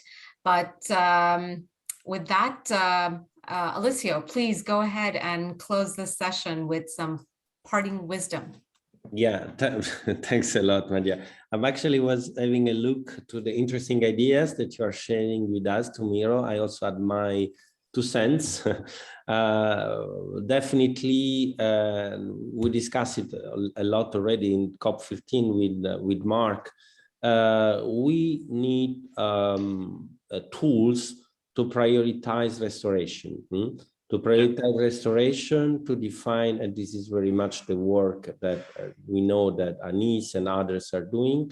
We also need to better understand how these wetlands are, let's say, located in spots that are at the same time climate risk spots. So in that sense, this layer of information can be very useful also in defining prioritization. On one side, which are the priorities in terms of restoration? On the other side, where wetlands are located and according to the vulnerabilities and risk of, for example, coastal areas in the case of Mediterranean or any other area region. So it's just the beginning. I hope we will have more and more opportunities to discuss and have a direct confrontation on this. Thanks a lot, Madia, and enjoy the follow-up and continuation of this workshop. Thank you a lot. Thank you, Alessio. Laurent, are you? Yes, it's amazing. So very sorry for being late, but this is, we didn't want to put too much control, so we expected it could happen. So if people has to go, you can go. So we have the afternoon session for people that want, and we will continue exchanging on the next steps anyway. So feel free to stay. If you have to go, just send us a message and we will give you some feedback. Also, this session is recording. You will have a chance to actually come back to it. So I just wanted, because we say we would be inclusive, we will say we would take in account different situation, and Ján is back. She is in Namibia. She had some connection details, so we'd like to give 3 minutes, 4 minutes to Ján. Very quickly, please present your work. Welcome, Ján. I hope everything is fine. You look lovely, so connection is perfect. Please, the floor is to you. Yeah, thank you so much, everybody, and for being patient. So I'll just go straight to my presentation so that I don't take most of your time. In SASSCAL, that I'll talk quickly what SASSCAL is. We are very excited, first of all, to be here, but also just to thank you for giving us this opportunity. We have renamed our wetlands, or wetlands in general, as the Forgotten Gaia. And this is because of this special ecosystem that houses people and vegetation and has a hive of activities around it. And yet in many cases, we do not consider it as a priority as many of the other ecosystems. And therefore, we are presenting today some of the work which is funded by the African Union and under the Global Monitoring for Environmental Security in Africa. And our project is WMAS, which is wetland monitoring and assessment service for transboundary river basins in Southern Africa. And this is even more exciting because the basins themselves are So first of all, most of you are hearing SASSCAL for the first time. We are the Southern African Science Service Center for Climate Change. We are a regional organization. And I was glad to hear that there are several regional organizations in this forum, and we can catch up on so many other activities that we can share. So we're operating in Southern Africa, and we do climate change research. We have a lot of capacity development services we have developed. And currently we are funded by the Federal Ministry of Education and Research, BMF, and our country member, 5 of them also contributing to the organization's operations. Our main outputs, in addition to research, is the automatic weather stations. You can see a diagram, and we have about 160 of them in SADC. And this infrastructure gives data at near real time, which include a lot of aspects of climate and temperature and rainfall and the others. So in a nutshell, this is who we are. We can speak about SASSCAL later, but today I'll just focus on the wetlands. So of course, our wetlands are relevant. You've all mentioned how relevant they are, how important they are. And here we try to link the wetland restoration with the Africa agenda, the Agenda 2063. And literally several aspirations and the Agenda 2063 and several goals can be realized just by proper management and restoration of the wetlands. And this was something that we can discuss actually. And the same thing happens to the United Nations Sustainable Development Goals. A few people yesterday spoke about that.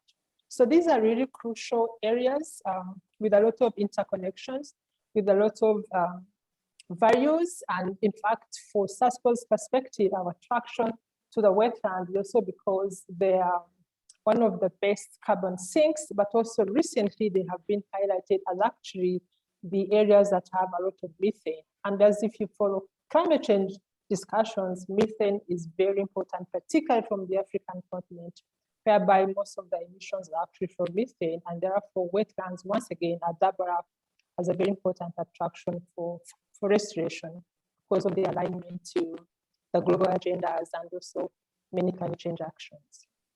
So I'm not going to go through that. The threats in the Southern African wetlands are just similar. A lot of type of activities, an attraction because of the water, attraction because of the greenery, attraction because of activities in tourism, but they are heavily degraded. And as I said before, they are seriously forgotten. And therefore, of course, our attraction again was to look at how we can restore, manage better so that we improve the livelihood, improve the activities that can come up from the socioeconomic and also to the other aspects that I mentioned before. Yesterday, I was very happy because when I was listening, everybody was talking about, let's speak to the stakeholders because whatever we are doing it for them. So in the WIMAS, we have a strategy, and the strategy is with the users and for the users. So in the inspection, inspection of this inception, we did a lot of stakeholder engagements in the 6 countries in Southern Africa, and we spoke to people in the users, in the rural areas, and everybody really has interesting stories to talk about the wetlands, but more importantly, also not interesting stories, talk about how they no longer get the food they used to get, how they no longer get the water in time, and of course, linking the wetland degradation to climate change and other human activities. So our objectives were very simple, really, were to look at what exists in the region in assessment methods using Earth observation, of course, and to design this system that I introduced you today, and also do a lot of capacity development. I'm not going to go a lot into the detail that most of the work, we got data from the Copernicus, the Sentinel series, and we have also added the Landsat and Spot at a time. And we are also now increasing the in situ measurements as we validate our products that I'll show you just now. So these are just some of the students that graduated in phase 1. We are now going into phase 2, and we are concentrating on the master's and PhD students. And these really bright young people that have a lot of interest, and they have developed a few models already that we are going to use in the next phase. So this is the portal in a nutshell. We can share with you the link, but we have worked together with the private sector, and already we have a few services that we can share with you. So when you go into the portal, this is how the front face looks like. We have a place where you can select indicators, and in those indicators, we have exposure, we have resilient indicators, and then you can also be able to select a basin. There you can see we have cuvulae, and you can select land use, so land cover, water, and you can also be able to select different other things that you need. It is also possible to derive some statistics, some graphs, just depending on what a person actually wants. So how far are we now? We have a few products that we are busy validating.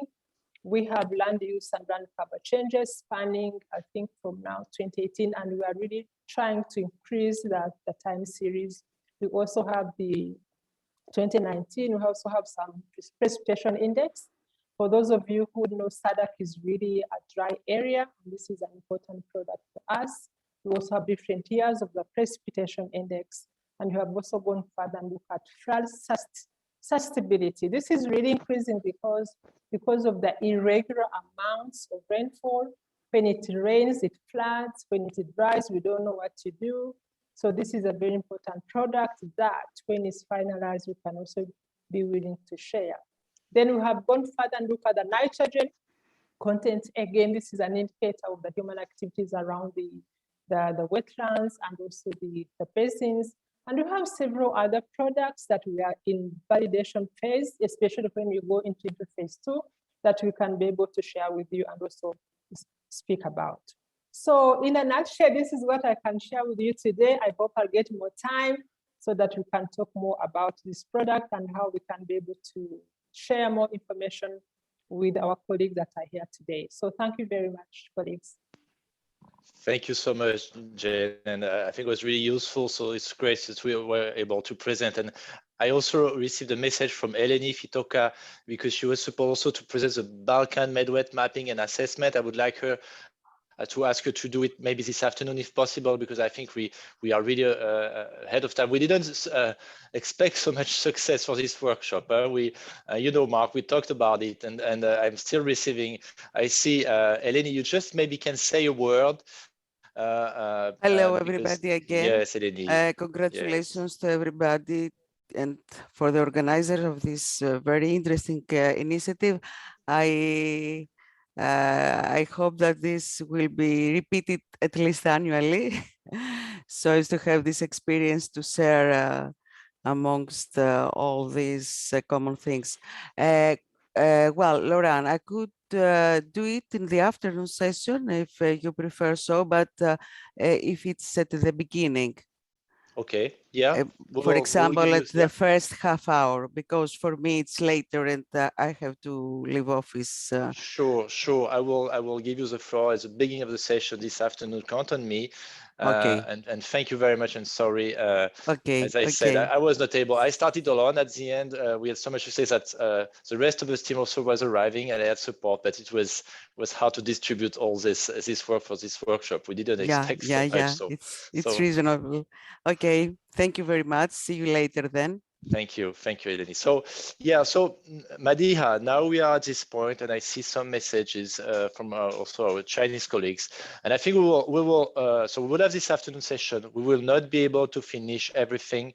We want to say that considering the success of this workshop, we will need a follow-up to do this implementation plan. So we on the Miro, and we can share the Miro, because I think it would be great if people actually get engaged on this Miro. And Madia, can you maybe present what we expect the people to do, and we can start a little bit just to show how it is, and we would ask the people to complement it afterwards, and then we will surely invite for a very short more engagement workshop, a follow-up session, so that we discuss, we kind of, swallow all that we have seen in these 2 days, and then people can come back with fresh ideas. Madia, what do you think? Yes, perhaps we can move like that. I guess the first thing that we could talk about right now is this leadership group that would be established to drive forward this revitalized GEO wetlands. And here we're asking you to nominate yourselves or others You can nominate individuals or entities that you think should be part of this leadership group. And this leadership group will have a number of responsibilities, one of which will be the implementation plan. The implementation plan is basically a project document that, that GeoWetlands has to submit to be considered as part of the GEO Work Program 2023 to 2025. This call for these implementation plans was made already many months ago. The first deadline was end of March. So Laurent, the only hesitation I have about organizing another deadline, another workshop is the timeline. We would like to have this implementation plan submitted by the end of June. So I know we can definitely organize another workshop, but please do keep this in mind. So right now, what would be great is that if you could nominate or propose nominations for members of this leadership group that will volunteer their time to work on this implementation plan. And of course, we will also send out an email formalizing this in another way to be inclusive of people who are not present right now. But this would be the most important first step. Just one more thing, the implementation plan, I don't think I need to talk about it. It's your project document. You have to explain what you're doing, why you're doing it, how you're doing it. So most of you already would know. I think the main thing that we want to emphasize here is coordination. We've heard that this is really the missing piece. We need to make sure that we're coordinating, we're integrating, we're synergizing. And the other thing that we want to also mention to you is this whole nexus approach that the GEO Secrétariat and the GEO governing bodies are going to be advancing for its post-2025 vision. So obviously this is a GeoWetlands activity, but it will be part of a nature-based solutions nexus. And that is something that we want to advance, and we want to work with you to advance. We don't have the answers. We're going to co-create it with you. So that follow-up workshop will be important to figure out the nuts and bolts of that. I don't know, Laurent, I don't think we need to go into a lot more detail now. And yeah, so as being provocative, I started to put some name, and I'm asking you to I just draw something because, it was a white page. It's always difficult to have a white page. So please put your names so that we know you would be interested at least to know more about what it would mean to be in this leadership group, to be invited to a next meeting, to actually work on this implementation plan, to be sure we take in account all first, the first priorities. And I think as you understood, we really want to work closely with the Ramsar colleague, with UNEP colleagues, and also with Medwet Renewable Initiatives colleagues. So we want to be sure that we are able, through this work we will do now, to identify priorities and to also raise attention to this work so that we can look for new resources and opportunities. And you have a brand new GeoSecretariat who will be the first initiative to beneficiate from it, So I think it was a lot. A lot. Thank you so much, everyone. It was a lot of things in 2 days. Madiha is taking this as a new job, so it will be also a test bed for you, Madiha, to work on brings us new ideas, and I'm sure you have a lot in the implementation plan. So I don't know from our original GeoWetland side colleagues if they want to say something, because I remember, Marc, when you said, well, you'll see at the workshop, you will have a lot of success. Many people will say, yeah, we're going to do a lot. And then you will see we would not have so many people. So I want to challenge you on that. I want to challenge the group. Will you be in this group? Will you help us so that this discussion are just not discussion?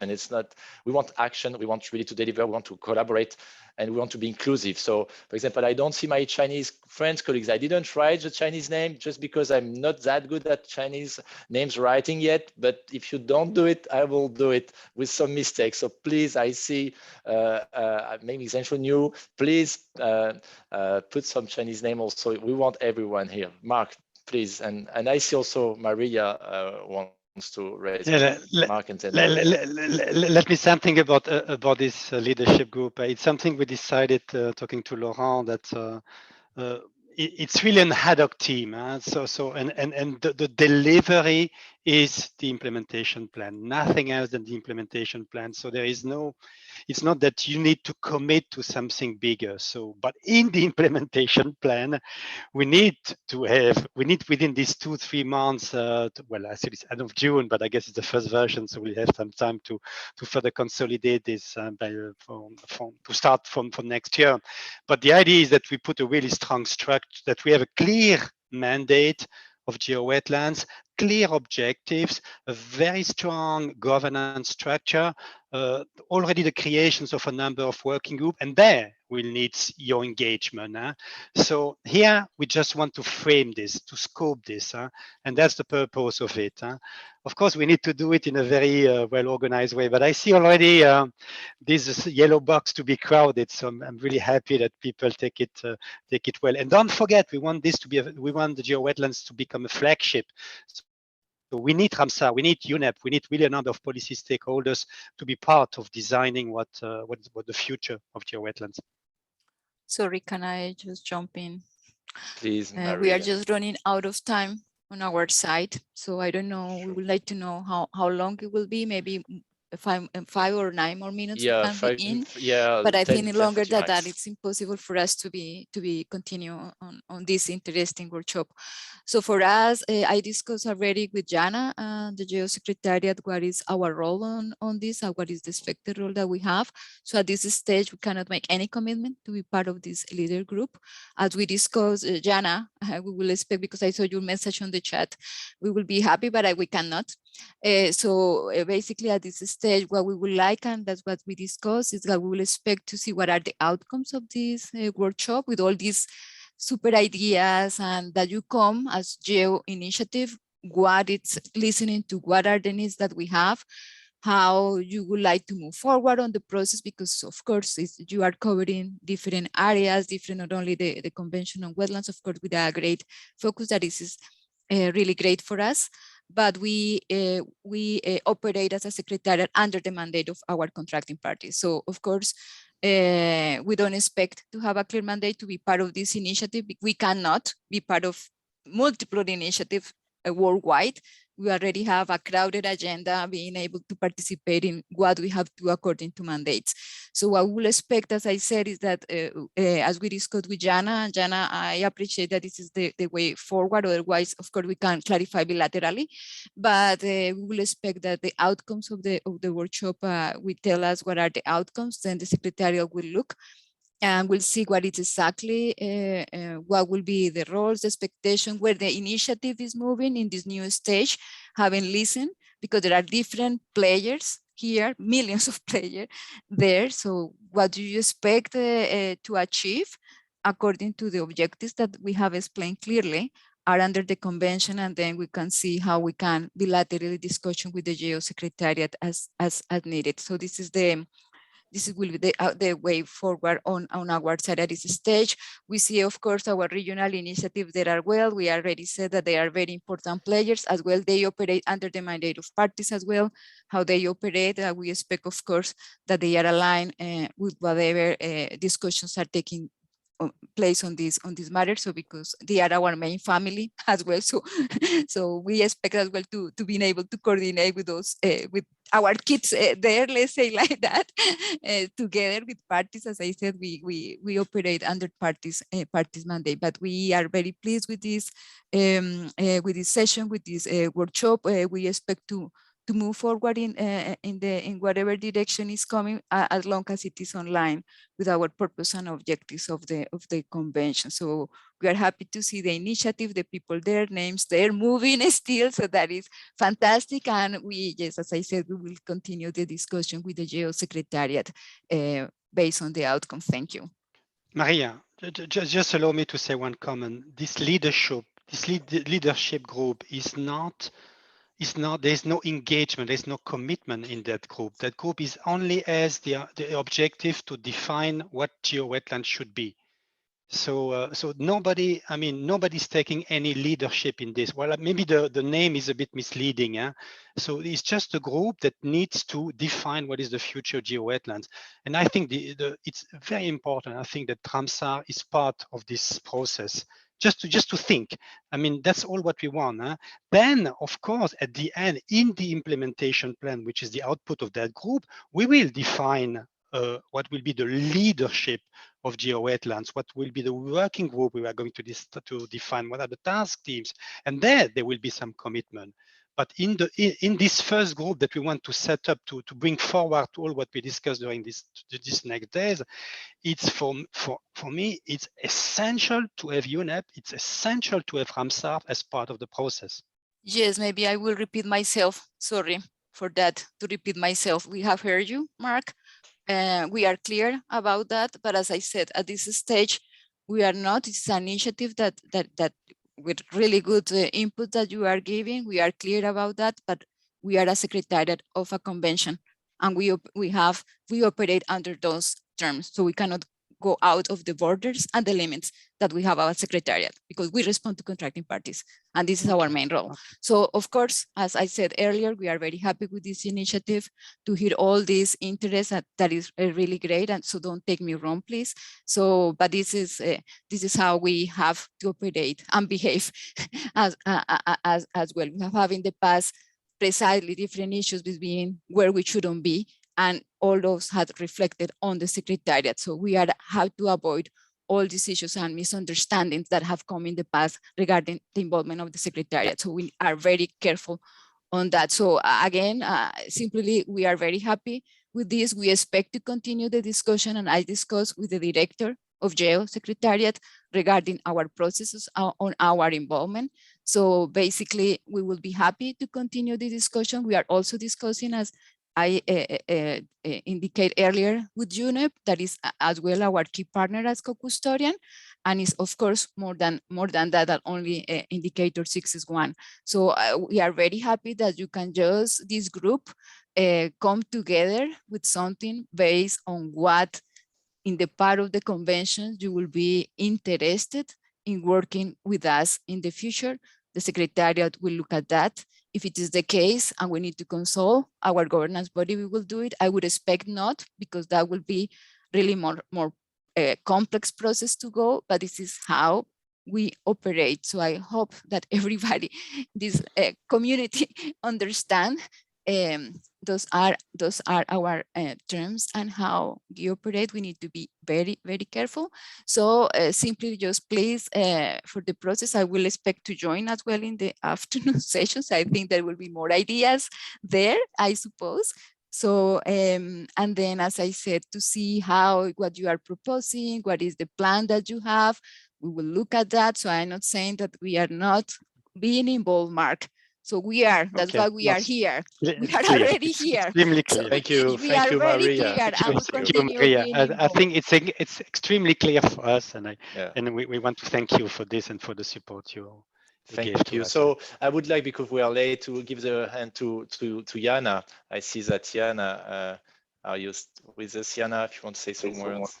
It's okay. It's okay. I think Maria clarified it. Indeed, our motivation here is to make sure that whatever we design is co-designed, that it is sort of responding to the needs of the countries, which Ramsar Secretariat obviously understands and knows very, very well. But I'm sure we will find effective ways to interact so that as we're developing, perhaps we can simply share the progress with you and do intermittent checks to make sure that we are on track to meet the needs of the contracting parties as they are supported by the Secretariat. I hope, Maria, that is agreeable. It just means we just stay in close contact. Yes, absolutely, Jana, and we are, as I said, we are fully open. That's simply that. As I said, we need to follow processes, but yes, we are open. We can just, as I said, I will be this afternoon again to hear what are the ideas. Then hear from you, I mean, this group that I suppose will be leading more the process. What are the ideas? What have you prepared? We will look at that again, and we will see what it is there and how we can align with those on those issues to move the process forward. That already is already a little bit complex. So yes, so definitely that we agree on that. No worries. Thank you. Thank you. So I just self-nominate myself because you motivate me so much to support from the GEO Secrétariat. But actually, I was already indicated by Jana to help on that. We will for sure have the support of Madiha for the implementation plan. So we don't call this anymore a leadership group. We call it an ideation, co-design, engagement group members, whatever. I think just it's better. change it, It's much better. And I mean, this is a brainstorm. So I see great innovation to do hybrid region growing and machine learning processing of petabyte of data. Could we, just make a simple innovation to work together? I mean, we need simple things, simple tools. We had 2 days of workshop. It's just the beginning. The mural will stay live.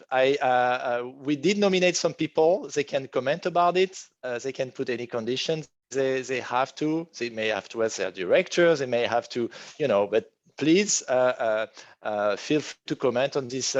And we will close it now because it's already 10:30. Thank you so much, everyone. Thank you, Jana, for giving us the opportunity. Thank you, Maria, for bringing the full Ramsar Convention Secretary and SGRP. Thank you, our UNEP colleague. Thanks, the regional GeoWetlands, the historical GeoWetlands. Thanks, Madiha. Thanks, Stephen, also.